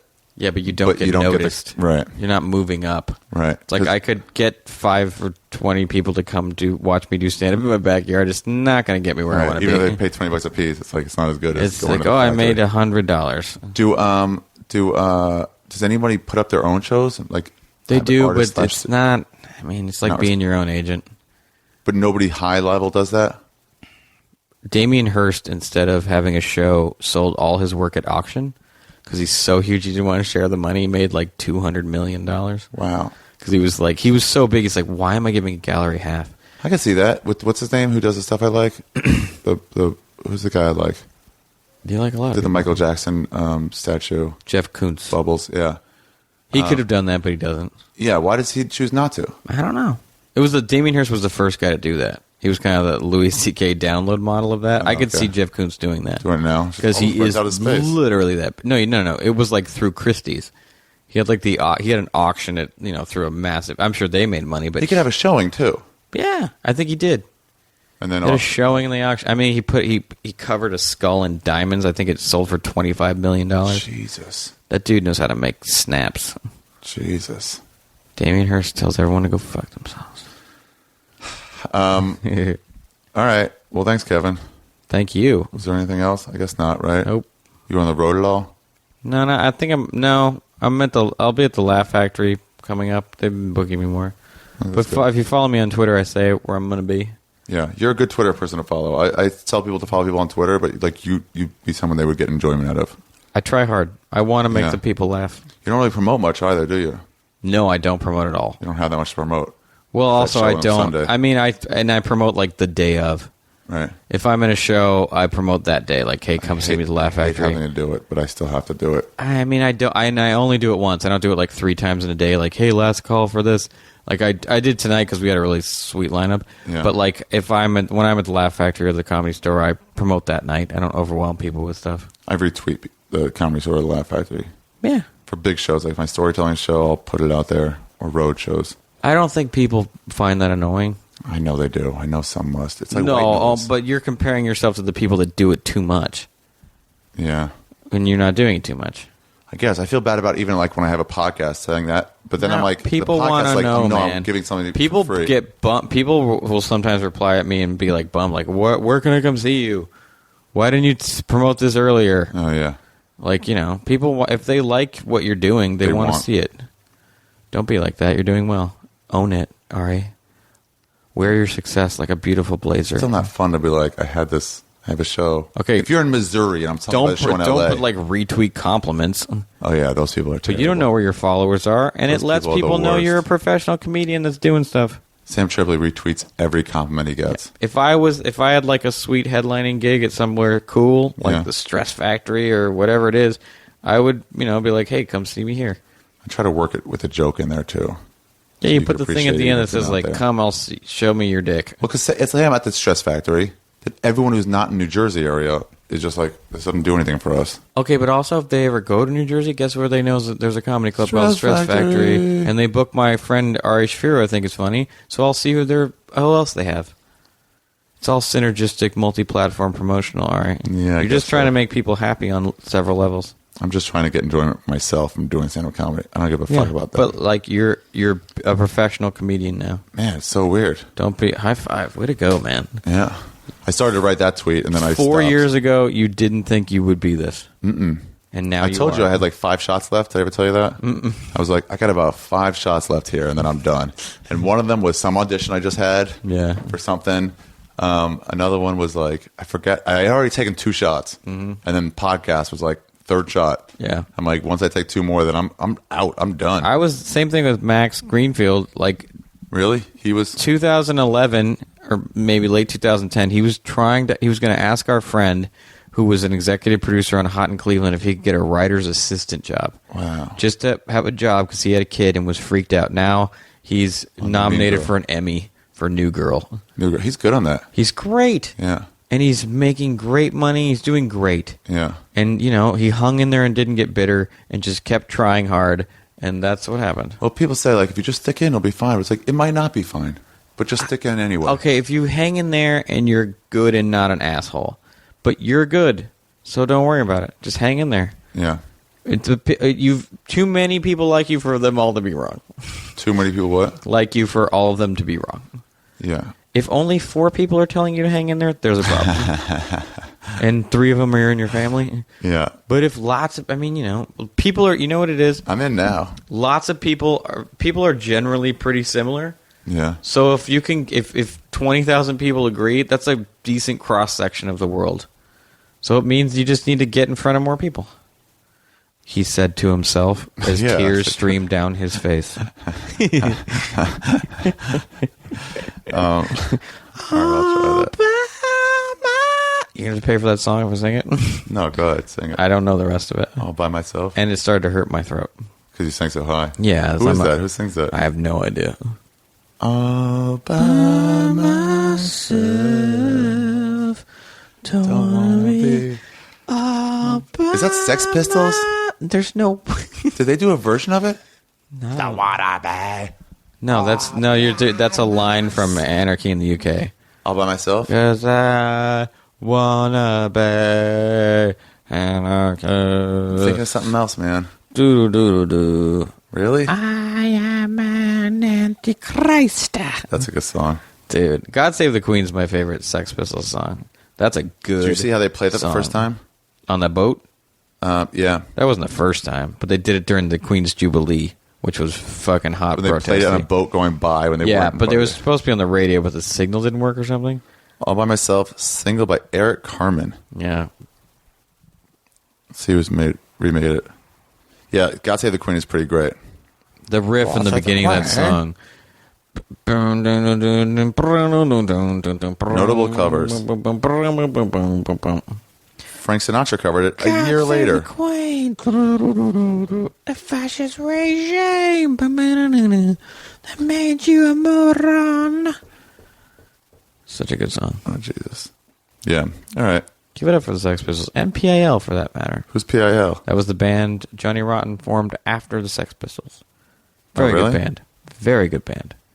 Very good songs. Oh. John Lydon, he started to call himself. Oh, Babes in Toyland. That's who did the version of it. Oh, okay. Nemesis Sisters. I had that album. That was like punk rocky, Okay. metally. Babes in Toyland. They did a good version of that. Seems like if you sped that up, it'd be about 80 seconds long. Because he says all by myself so slowly. So if you were just like, all by myself, all by myself, all by myself, song over. Yeah, you're right. Maybe they added a new verse in. All by myself, all by myself. I mean, punk version of that could literally be 45 I seconds love long. punk versions of regular songs, so they Yeah, are like 2 they're minutes great. long instead of 4.5. Before Eve 6 was Eve 6, they were a punk band called 11 Teen. Really? And they used to cover La Bamba. Uh-huh. Like sped up really fast, and the crowd turned into a brawl. It was so fun. Wow. The kids, we would start running around. It was so literally got to the point where before he would do it, everyone knew it was coming. He'd be like, "All right, everybody, be careful." La Bamba. And then he'd play the chorus, and it would be pandemonium. It was the best. The Eve's. Wow. Because it was just like, and it was so fun. Wow. And kids would just freak out, be jumping off things and beating the hell out of each other. It was great. Cool. Punk gets you going. It's true. Well, it's for white people to let out the rage of hating themselves. I still remember us going to the NWK concert One of the saddest moments ever. and like, let's go to the mosh Let's pit. go to the pit, but these two pussies had to stop, take off our glasses first, Yeah. put them in our pockets before we could go into the pit as 30-year-old men and run around like we had a life worth living. The best was we didn't even tell each other we should take off our glasses. We both just stopped. It became a sadness pit. Although Andrew WK broke his leg during that concert and finished. Really? Remember he gave too many people piggyback rides. They took him out in an ambulance. He like stress fractured his shin. Give it up. my. That guy's great. He's back now playing again. Sweet. Yeah. That record was great. So good. I mean, I could rip the head off a kitten They had to cover it up because the blood off his mouth. They had to cover it up in record stores. My friend's an art director, and he talked to like whoever designed it or whatever. Really? They used pig's blood, but he kept punching himself in the face trying to get enough real blood to come out of his nose, and he couldn't do it. He just kept punching himself, and he was bleeding, but they were like, "It's not enough. We need like a ton of blood." He was like, "Just let me keep punching myself." Wow. It's the coolest. Then they covered it in pig's blood. I have an autographed copy of that album somewhere. I bought it at Guitar Center. Amoeba, $40 autographed copy of that cover. Wow. But it sucks. He signed the plastic. It was, like in the plastic. Signed what? It was in the plastic, so the signature's on the plastic. On the jewel case? Yeah. Oh. No, it was a full LP. 12 by 12 LP. That's where I bought it. I don't know what that means. Is that a record? Record. Oh. 12-inch record. Okay. So the cover's big. Andrew WK was great. Every song was about partying. Yeah. When it's come to party, we will party hard. And by the way, he played that whole record. He played the instruments himself. Oh, really? Oh, wow. His band was just like a performance band. They said, what's he going to add for the second album? What's he going to do differently? Do you remember this? Mm-mm. And he goes, we're going to add a second drummer, another guitarist, and some rabble-rousers. When he got his record, Dave Grohl was being like interviewed about him or something. Yeah. And he said he met him, and he'd just gotten his record deal. Up until this point, he was playing in New York. It would just be him singing with a ghetto blaster because he didn't have a band. He recorded the album himself. Really? And Dave Grohl was like, well, you got some money for this record deal. What are you going to do with it? He goes, dude, I'm going to get a CD player. It doesn't skip. That was his whole plan, to do with his signing bonus. It was probably $1 million. There was like a bidding war for him when he got signed. They thought that record was going to be huge. It wasn't, but it should have been. It wasn't It was only big in L.A. It was big in New York, too, but people couldn't tell if he was joking or not. Right. You couldn't sense if he was being ironic or if he really believed in what he was doing. Which I thought it was just like party. It's party, guys. I wanted to fucking party. Yeah, I thought it was when it's time to party, we will party hard. Yeah. I mean, that's some shit. My favorite was He called the second album "The Wolf." Oh yeah. Wait, it was we're gonna kill you. We're not gonna die. Which one was that? It's the fourth shot. They're all interchangeable. Yeah. I gotta get that album again. I don't know where it is. Fuck. Peace out, Andrew WK. I think we should wrap this up. Okay. It's a long one. 4 hours. Yeah. All right. Thanks, Kevin. Thank you. Please, everyone, go to. Fuck it. Yeah. Bye. When it's time to party, we will party hard.